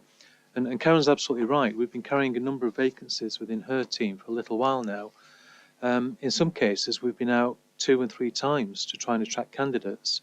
So we are flexing our ability to try and attract candidates, and certainly the agile working arrangements which the council is now working under is certainly helping with that. But we are limited in terms of what we can offer in terms of salaries, because we have defined pay grades. We have significant competition about 300 yards up the hill from the county council, who have taken a number of our staff, not just in recent months, but consistently over many years, because they can afford to pay more. So it is challenging. There's no doubt about it. But we are taking active measures to try and make sure that we not only retain the staff we've got, but we can actually recruit the calibre of staff that we need. But where we can't do that for whatever reason within current policy provisions, we will come back to members and seek your agreement to take even further measures to try and help with that situation. Could I just ask on that, Chair? Thanks for that, Paul. But I'm sure that opposition members would love to get an in-depth review of that before it came to council, so that we actually knew what was on the table and what we have to addition to make. Thank you. I'm more than happy to do that, Chair. Councillor Purdy. Thank you, Chair. Well, thank you for raising that, Councillor Flitter. As you know, it's a concern of ours since we came into office. And I won't keep repeating, but I have said often that I am worried about the capacity in this council, and as you've seen now from the APSA report, which was quite illuminating at the conference that Councillors Hobson, Atkin and myself were on last weekend, and they are putting pressure on government from that report. The chairman is Lord Gary Porter. Some of you know Lord Gary Porter, a very, very interesting character, very forceful character, and he's assured us when we spoke to him in private that they're putting all the pressure on that they can, because there's great concern. I just want to touch on the recommendations, if I may, Karen. I've got no problem at all with recommendations. I'm happy to move them. But I just would like that if you do effect anything on the delegated authority side and you say it might be scarce, that we, at least group leaders, are notified when that happens. I'm sure you want that. And I have to touch upon the virtual area community forums. I don't know if any of you members came on. Frankly, we were very disappointed. We expected lots of members of the public on board, particularly over the waste contract. And I was astonished at the first area community forum when Rod says you've got 7 signed up. And I think the last meeting was 3 signed up. So what an awful lot of waste of officers and members' time. We tried it. I have to say it was a damp squib. It didn't work. And I think we have to rejoin again and consider how best we do the area community forums. Thank you, Chair. Thank you, Chair. I will come back later to yourself. Councillor David Hughes, thank you. Thank you, Chair. I'd just like to say that despite their strategic roles, I'd like to thank Tim Broad and Ashley Watts in particular for all the really hard work that they did after hours in the evenings and in the late evenings, like 11 o'clock at night or later, during the flood and subsequently the recent flood and subsequently associated with the repair of the flood defences on the Derwent. And I think their dedication is absolutely superb. So I'd really like to express my thanks to them for all the hard work that they have done in association with that work and in everything else that they do. Going on, Serco contingency. On page 50 of there's a table with 2 items in there. One, inflation on the Serco contract, and the other is a contingency, I think. I lost my screen. Oops, it's in the table. I was wondering how you were able to evaluate what the cost of the Serco contract is going to be, given the fact that the invoices are in dispute. We don't know what our penalty payments we're going to make, we're going to receive, and so on. How are you actually managing to deal with that? That's an entirely practical issue. And then the other practical issue is how are you accounting for inflation in the forward, looking forward? Thank you. To your first question, I perhaps labelled that wrong by calling it a waste contract contingency. It should have been perhaps labelled a waste service contingency, because the vast majority of it, all of it, I think, was based on an assessment Ashley Watts made in relation to losing the facility where we take our food and garden waste that was affected by a fire. So it's to address that rather than the Serco contract. So I perhaps labelled it slightly wrong. And it was very much a figure in the air because it happened just as we were finalising the budget. I think it was to reflect the fact that we had to find a different site, that we will have to pay compensation to Serco for travelling further. So it does include an element that will be paid to Serco, and it includes an element for increased disposal fees to the new site. So it is very much a figure in the air. On your second thing about inflation, if you're talking, I don't know if you're talking just about the Serco contract, in general, we usually budget for inflation on most by trying to have specific inflation rates for different things. So, for example, for pay awards for salaries, we looked at the negotiations that were ongoing at that time, where the employer unions had turned down 1.75%, and so I just suggested we increase it to 2.25%.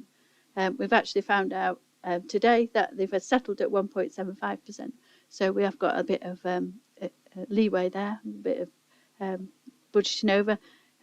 We look at the rates of inflation that are current at the time. Now, you need to be aware that we start the budget process in October.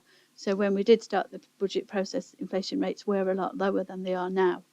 But I think we did put, on the main contracts, I think we did put a higher inflation rate. I can't recall exactly what that is at the moment.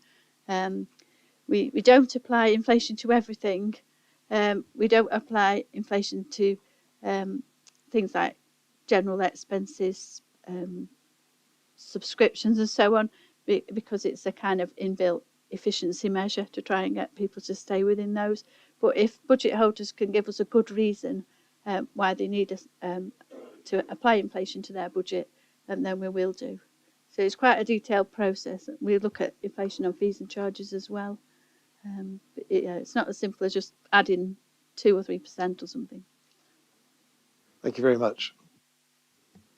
Thank you for that. Councillor Mike Ratcliffe, thank you. Yes, thank you, Chair. Can I echo the words of Councillor Flitter in thanking Karen for her work through this year on our finances.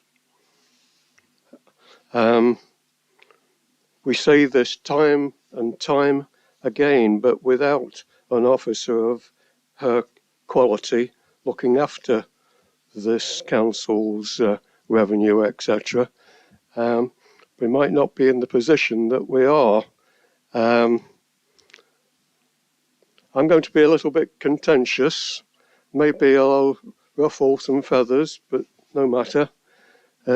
Maybe more so, I'll show something of my financial naivety, but that will just show you how much I rely on Karen and her reports. Incidentally, I did hear, I might be wrong, but I did hear that at one point we were going to have an agenda with financial matters that might extend to 380 odd pages. So, I'm very thankful that you're able to condense it, but I can only look at it in very broad brush strokes. I don't have that level of, numerical acumen that you have. So, by all means, leap in, correct me if I say anything that is mistaken or wrong. I went, as I usually do in most reports these days, to the end where it talks about risk and the financial risks. And I have to say, at the end of this report, they are numerous, and the vast majority of them show a high sensitivity. And I think we've got to be aware of that. And I think that has been alluded to in again with what Steve said earlier about this whole financial situation and how dependent we are on government grants, etc. But we try to offset some of this with reserves, and it's reserves I just want to focus on for a moment. I think you would agree with me that in March 22 we were in a fairly healthy position, and we could be confident that we had enough at 17 million to deal with most contingencies that might arise. It's predicted in March 2023 we're going to be down to 10.2 million. So obviously, just on the simple maths, we will have disposed of or offset around about £7 million there. The question is, if we take that then further forward, and I know, again, we're looking at other factors, is there going to be something of a downturn in the amounts that we can be putting into reserves and the amounts that will be called upon? How confident, in a sense, for our reserve funds are you going to be come I don't know, 1st of April 23.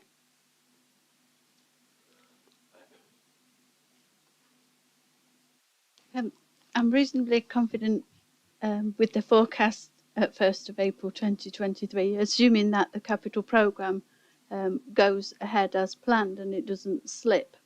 But that just pushes the requirement down the road. Because of the £7 million that's going to be used that you mentioned, £5 million of that is to support the capital programme, where we've set up specific reserves.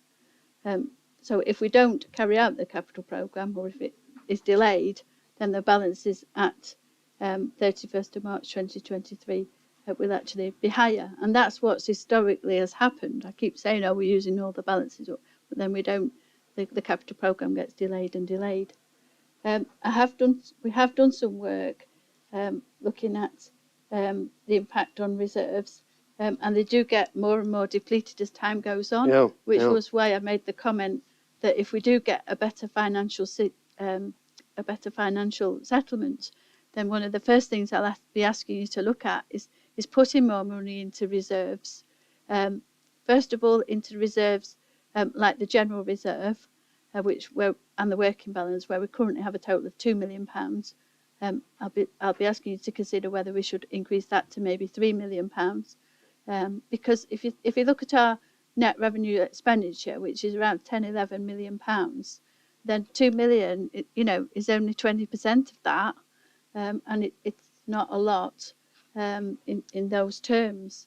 Having said that, we don't have a lot of the risks to do with the levels of our service.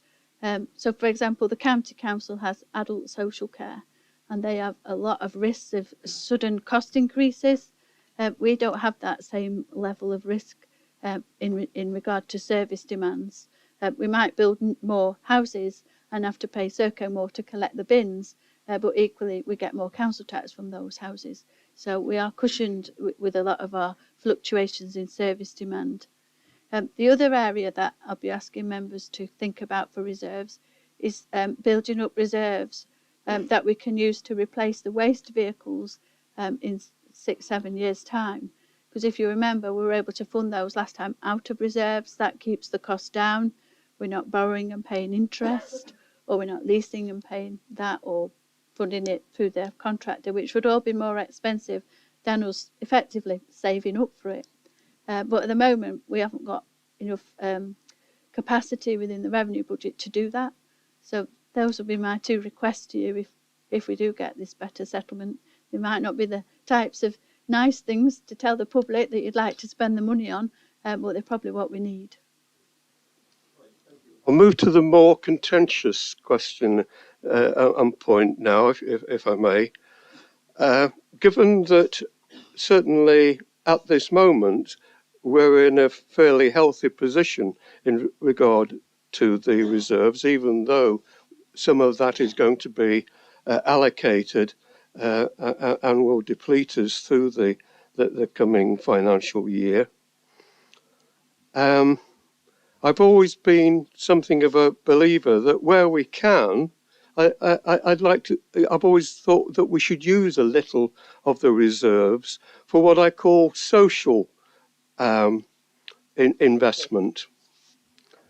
Correct me if I'm wrong here, that a small amount of that which we have transferred this year into reserve has come about through underspend.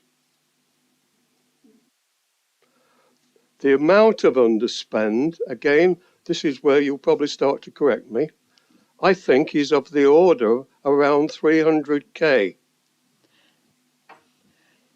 I think what Councillor Ratcliffe is referring to there is the underspend from the current year.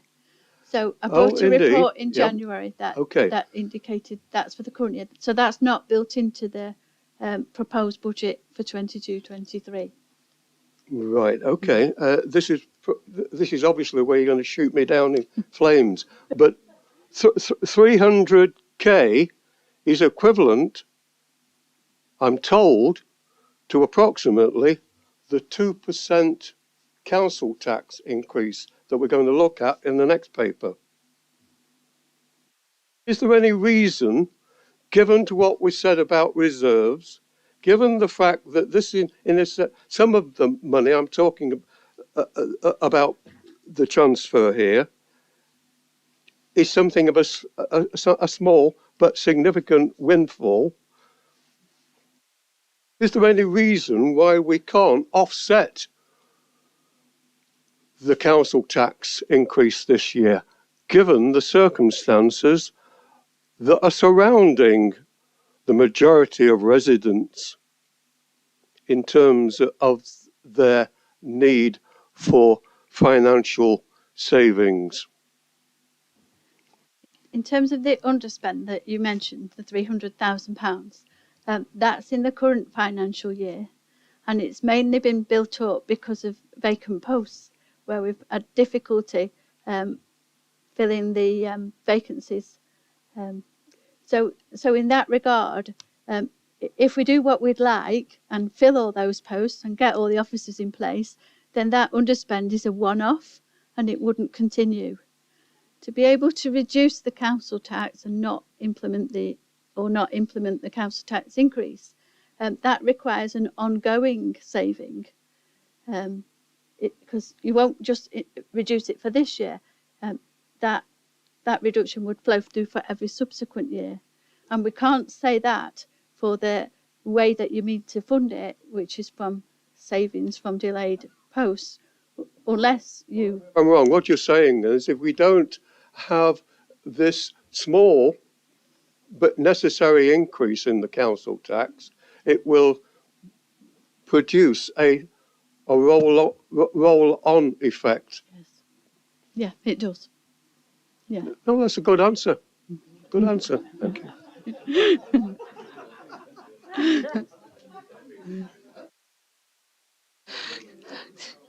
Looking at that, Mike, just for the fun of it, I think you're going to be the next person that works along with Karen, because I'm sure you really are getting this now. Thank you. Councillor Fitzherbert, thank you. Thank you very much. I don't think there's been a seconder, so may I second the... I don't think we've actually fully got a full proposal. I didn't take that as such. I said Councillor Purdy, but... Can I move the By all motion, means, please? yes. Can I just make one point on precepts? I've just been looking at the precepts, and they're all either negligible or just a little bit, in some cases, apart from South Darley. And I wonder if either that was a misprint or have I got it wrong, or have they got a big expansionist programme in South Darley? All I can say to that is we don't have any control over parish precepts, so we don't challenge them. We just take them at face value. But I have asked my team to check and double and triple check that the figures they put in are the actual figures submitted on the forms. Thank you for that. So I will take your proposal, Councillor Fitzherbert. Does that find a seconder for this? So, Councillor Hobson, would you wish to make any comments? Yeah, I'm happy to second the proposals. I've also got... I contacted Karen about various things. She replied to me over a weekend when I sent an email. I know she spent several weekends at work, so echoing what Councillor Hughes has said. We do live in a period of great financial uncertainty, made even worse by the situation in Eastern Europe that Councillor Michelle Morley spoke about, family experiences which are being replicated now. So I thank Karen. We always describe her as being very prudent, and she is prudent, and we're very lucky to have her. Thank you. Thank you. So it has been moved. Is there anybody else want to make any more comments upon this? Councillor Flitter? Yes, by all means. Well, yeah, I too. I wasn't sure whether we were going to be allowed to get in and say anything about the problems of Ukraine, but I do thank Councillor Mrs. Morley for the passionate statement she gave. And I would just like to say that she must not feel embarrassed for apologising, because there was no need to apologise. We could see how this was affecting, and what's happening over there is beyond belief. And what we see every day coming out of Ukraine is really a sad affair. And I also want to take this opportunity, because poor old Steve Capes has sat here tonight listening to other officers being praised. And, you know, he must also be praised for the work that he does, because in making the budget, it has to mould around the policies that he advises us on through the council. So I thank Steve for that. What I'm going to say is no reflection at all on officers of this council, but we do say the same thing every year, that it's a one-year settlement, and that doesn't add any stability to the financing of local government. But I wanted to highlight the problems that I highlighted with Karen earlier, is the problem with writing these reports. I mean, if we'd have had those 343 pages to read through, we would have been guessing what was going to happen tonight. I am minded to support this motion tonight, this budget, but because I think it is a fair budget with the circumstances that arise, and 1.94 is, to me, acceptable. It may not be to everybody, but you know, we have to operate as a business as well as a council. But the problem I was going to mention with the reporting, just take one little sentiment here. For example, I was concerned about recommendation 9 and what that meant. And I found that I had to go to 12.2 to get any significant, you know, to look at the significant challenges. But then it referred me back to section 8. And then I started to get lost with the reports. And I think we do have to look at how we report to this council, what we report, what is necessary, and how those reports are prepared. Because, as we've just said, staff time and is very important. And I think we can make that job a lot easier and more understandable for us, to be quite honest. I can understand where Mike Ratcliffe is coming from, because even with a knowledge of finance, I find it difficult in local government circumstances. But I do worry about Councillor Purdy's mentioned certain people in the LGA. And I wonder whether the LGA and other local agencies are giving the proper representation, and is it strong enough when we send our comments to them to put on our behalf. I think that our residents need a proactive council, and it's difficult to achieve that when you're bound by national government finances, and we're bound and restricted a lot. But we do need a proactive council. Now, what do I want from this budget? That's the way I was looking at this one today. And this has been brought out by a lot of people within the Dales. I mean, I want to see a council that's confident and is financially stable, and there's tangible growth in frontline services.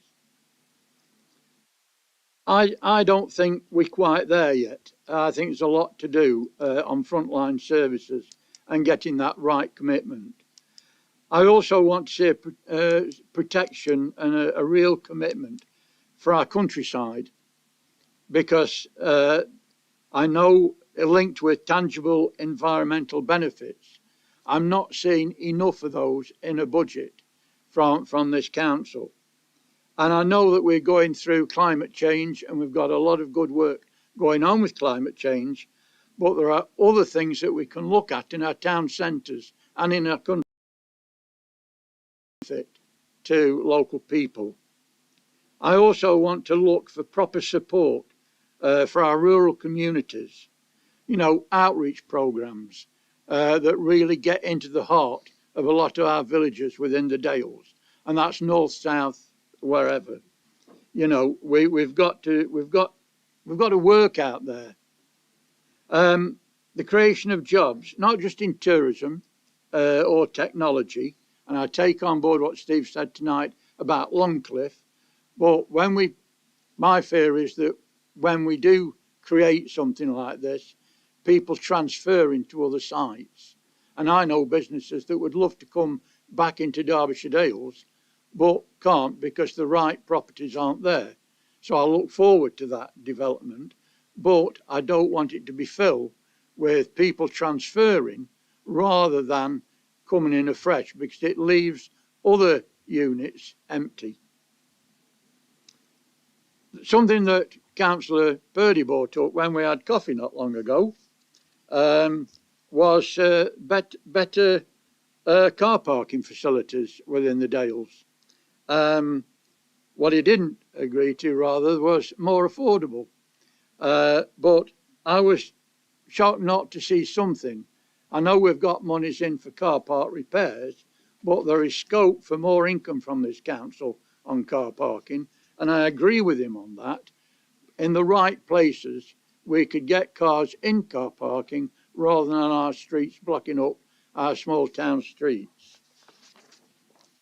I also want to see strict controls, and this again comes down to staffing and planning that we talked about just. And that control is through control on development, through good planning and full enforcement with proper resources. That enforcement is so important because developers seem to be getting away with blue murder. And the local people are really upset. And we have a job to do in protecting them from things that aren't going the way they should. I also want to see vibrant town centres and the encouragement for investment from independent and national companies.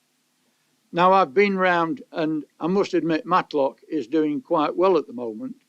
We are getting very few empty shops, and we're getting better. But I did, and I admit, I walked round Ashburn the other day, and what hit me was they're going through the same thing as Matlock did a few years ago. I see empty properties that could be used better. And I think, yes, I would support investment in that area.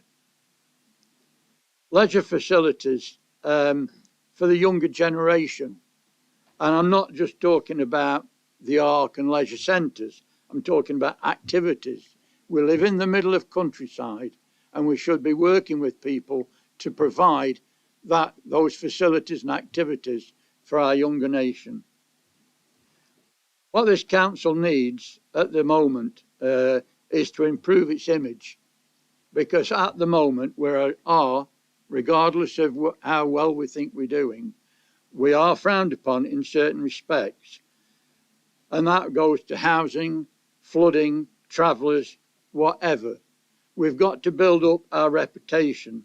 So there are many other important issues that have been a point of discussion for years, but we've had no real action. And now is the time, I believe, that it's disappointing that this budget is not bold enough or decisive enough. It's a cautious statement, and it's just carry on as usual. I will support the budget because I know what we're left with, but I would like to see at some stage we take the issues at heart and we act upon them and not talk about them. Thank you, Chair. Thank you for that. Councillor Swindle.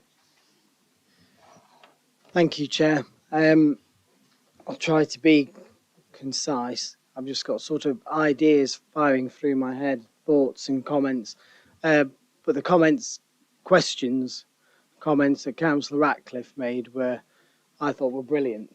And they helped clarify the situation for me as well, because I was looking at this £300,000 underspend, and I was thinking surely that could offset the council tax increase, and if we were going to do it, now is a brilliant time. And the reason I'm sort of saying I'm not sure where I am even at this point, there's two things that come into my mind, and that's the responsible thing to do, which is to take what Karen said about if we don't increase the council tax this time, we start at a lower base next time, which means if we want to then bring our budget up to provide the services we want, we would have to provide an even higher increase. And we saw that over the years of the coalition government where they proposed to freeze council tax, and I voted for it, everybody did. It was good because it helped our residents in a time of austerity to keep their bills down, but it stored up problems in the long run for us. The other reason I'm considered to vote for it is because if I don't vote for it, people always say, well, what's the alternative? What would you do different? Not to insult anybody's intelligence, but I don't think there's anybody in here who could put a budget together like Karen has. I couldn't, without a shadow of a doubt. So it's all right for me to sit here and say, no, I don't want to vote for that. I don't agree with it. I honestly couldn't do it myself. So I can't find an alternative apart from for this 1 year to say use the underspend. But then why am I also thinking I don't want to vote for an increase? And that's an issue for my heart and a moral issue, because in my opinion, the tax burden on the British people right now is the highest it's been in a very long time.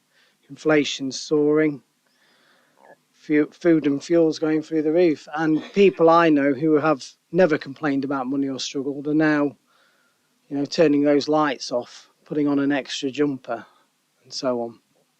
So it's a bit of a head and heart one for me, because I don't want to vote for an increase, but I understand the practicalities and the problems that we will come across. But the comments that I receive on email, verbally, I see on social media, when we put out our communications that we are going to increase council tax, you do see what people are saying.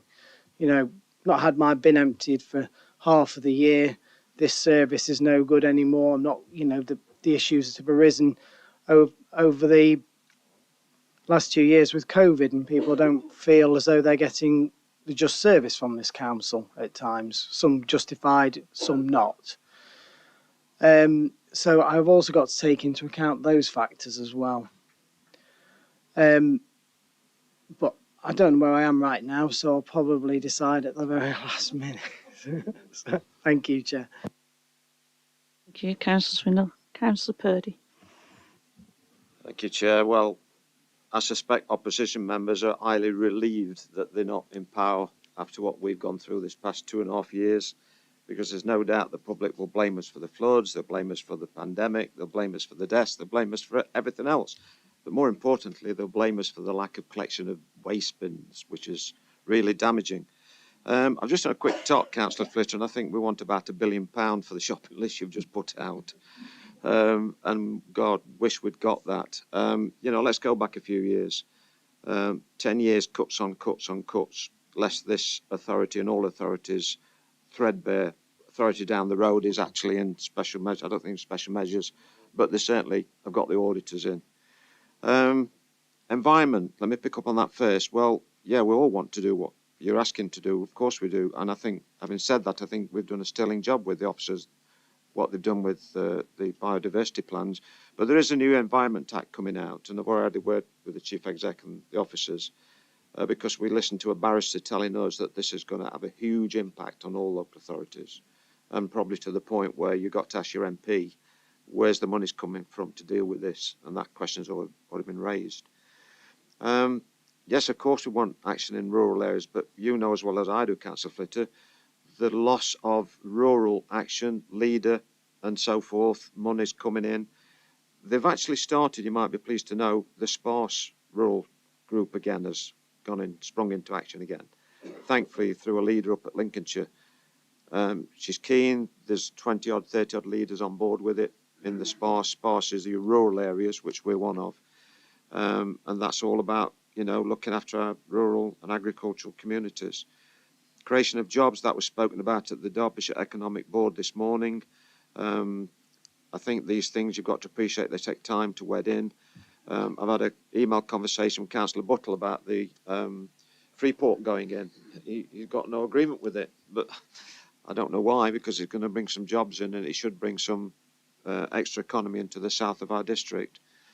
Car parks, I've actually given a brief to Chief Executive on what I want to see done, and he's going to allow a working group to be set up to look into our car parks, and I really think we can make some commercial gain from that. I think we've got some flatbed car parks that lend themselves to a couple of decks, multi-storey.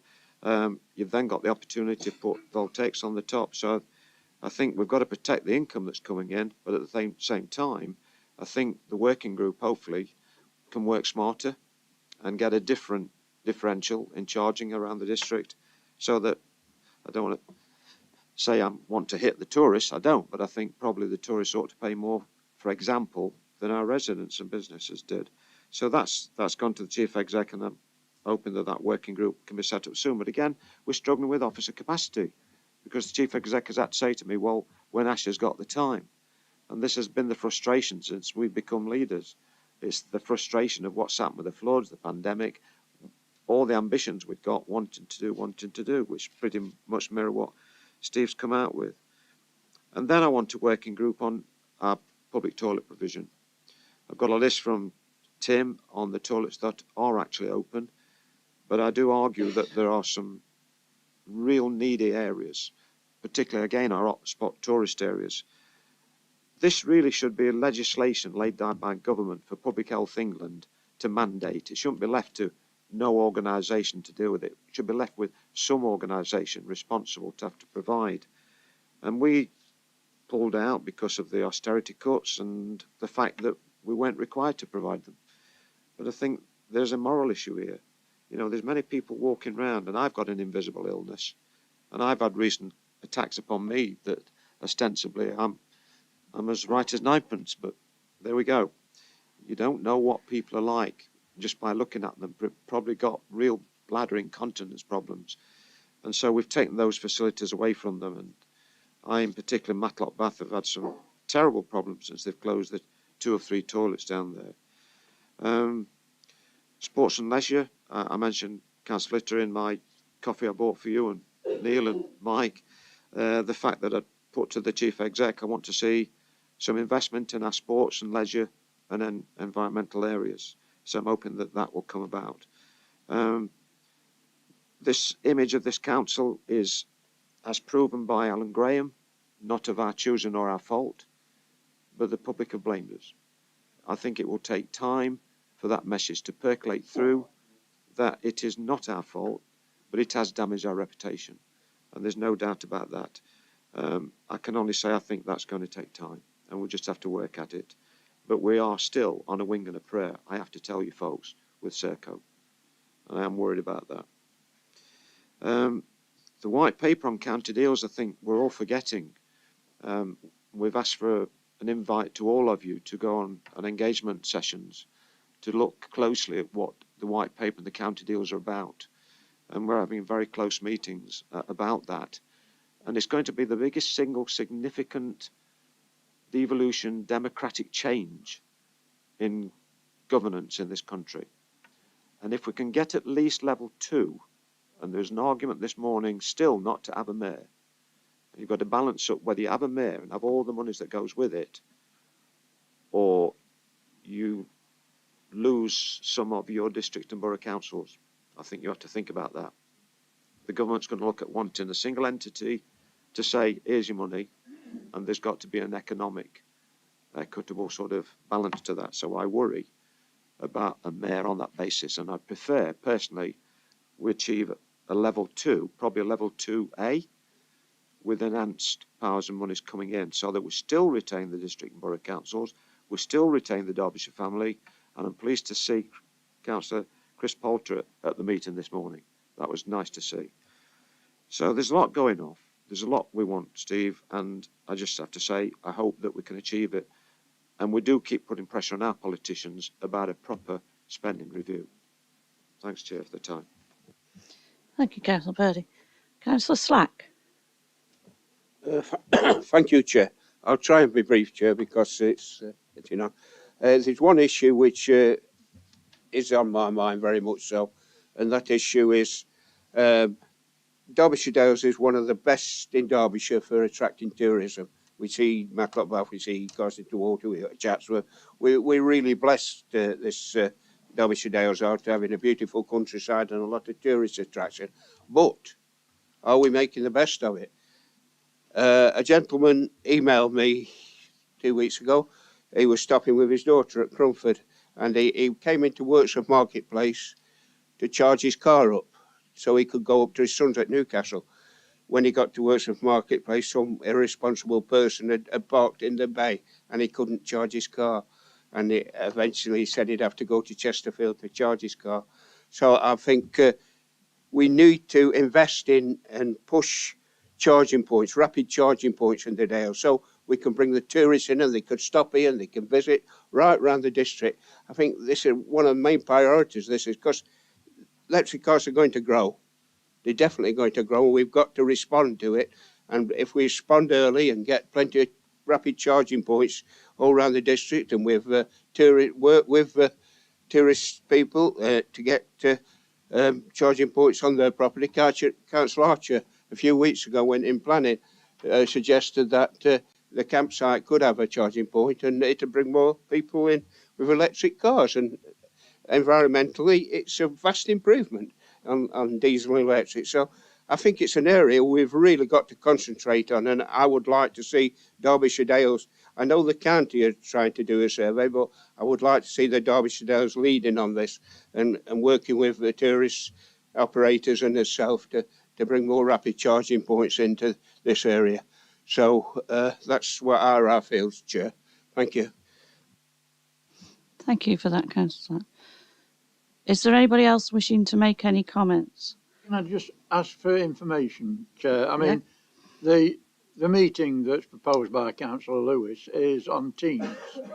And I had a problem with Vision Derbyshire connecting with Teams, although I've got it on my computer, I still had problems. I'm wondering whether it's worth having a Teams meet here so that people can attend this council and see it all together and probably discuss it. Thank you for that. Well, we're putting the workshop on. James, through you. Going through. Yeah, thank you, Chair. That issue's been raised with me by a number of members. I'm talking to IT about what we can do to potentially get the software installed on your iPads before then. If not, then we'll have a contingency arrangement here for members to attend. Thank you. View it there. I know it's not usual from the chair to make some points. Obviously, I can understand the heartache from Councillor Swindle as regards his don't know whether we should or we shouldn't put the money up and what have you, and we obviously want the services. And as was the Councillor Flitter saying that he's got his nice long list, I think we all have a nice long list of things that we want to protrude and out, and we've got to try and get away from the fact that, you know, we're not just providing the waste service, there are other things on there that we do provide. And as Councillor Purdy has alluded to, the fact that, you know, we are being dragged through the muck in any sense of the word with what the situation is on waste all round. But that said, we don't have any control over them. We're trying our best, as all the officers and the likes. But where it does come, and these are our staff, is the green and clean team. They make our district clean and green. And I will say in public that obviously we had Strove Tide, as everybody knows, Ashburn has that, and the litter and the amount of rubbish that was strewn around for the 2 days was unbelievable to see. And I just cringed and thought, oh, goodness gracious. But miraculously, you come into the town the day after these events and it is all clean. So a great big thank you to our green and clean team, because that's what we're doing. So thank you for that. So with that, I'd like to say that we're going to go to the vote now. It is legal requirement that we have a recorded vote. So it has been proposed and seconded. So I'll leave to Jason to move on. Thank you. Thank you, Chair. If members could indicate whether they are for, against, or abstain when I read their name out. Councillor Allison. Abstain. Councillor Archer. Councillor Atkin. For. Councillor Buckler. For. Councillor Bull. For. Councillor Martin Burfoot. Councillor Sue Burfoot. Councillor Cruz. For. Councillor Fitzherbert. For. Councillor Flitter. Councillor Froggatt. Councillor Finesse. For. Councillor Gamble.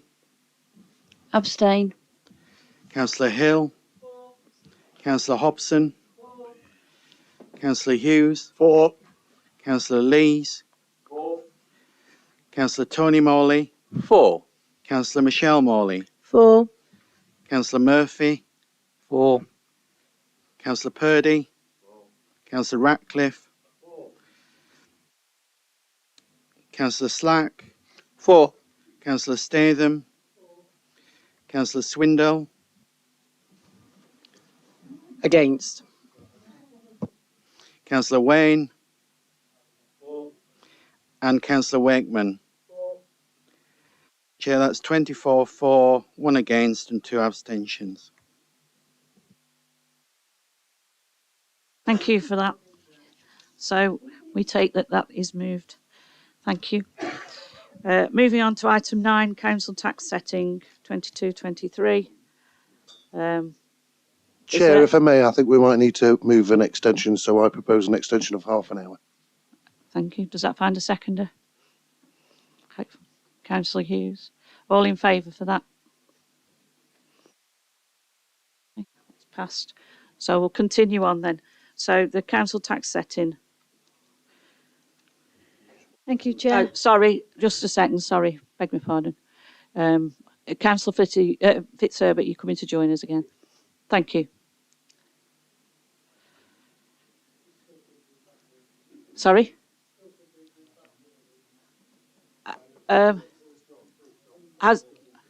Right, okay, I'll just load over to that side. Councillor Cruz has gone. Right, okay, thank you. Then carry on. Thank you, Karen. So following the previous report where you agreed our budget and council tax for 22-23, this is just a technical report now to set the council tax for the major preceptors and the town and parish councils based on the information they've provided to us. The outcome is an average increase in the council tax of just under 3% for the whole bill, including all preceptors.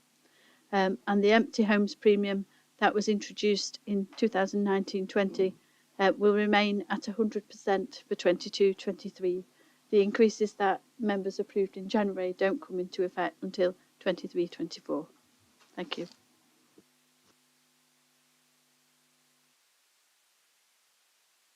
Chair, I'd like to move this. I'm obviously open to questions to you, but I want to say quite clearly that I think this is a fair settlement. I thought long and hard about this. I know that many other authorities in the country have gone for the top. And I thought about it for a while, but with the increase and threat of inflation in our residents, quite frankly, was something I couldn't do. I heard an individual member propose that we should go for 0%. I couldn't agree with that either. It's a matter of balance, and trying to achieve that balance, it's quite ironic that I'd come up with 1.95 and Karen came up with 1.94. So I think if I'm on a similar plane to that, I think we've hit the right note. So I hope you'll agree with me, members. I think we're trying to be as fair to our residents as we can, but at the same time, bringing monies into this authority, which is so necessary. So I'd like to move the recommendations, Chair. Yes, Councillor I will second it because I think everything that's been said is right, and I don't think there's a contest here. I'm happy to second it. Is there anybody else wishing to make any comments? So it has been moved and seconded. Again, for legal requirements, I have to have a recorded vote. Thank you, Jason. Thank you, Chair. Councillor Allison. Abstain. Councillor Archer.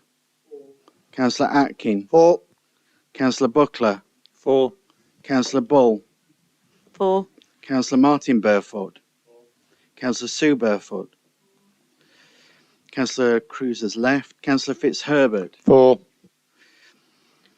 Councillor Flitter. Councillor Froggatt. Councillor Finesse. 4. Councillor Gamble. Abstain. Councillor Hill. Councillor Hobson. Councillor Hughes. 4. Councillor Lees. Councillor Tony Morley. 4. Councillor Michelle Morley. 4. Councillor Murphy. 4. Councillor Purdy. Councillor Ratcliffe.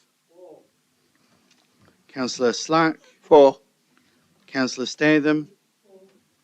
Councillor Swindell. Abstain. Councillor Wayne. And Councillor Wakeman. Chair, that's 23 for and 3 abstentions.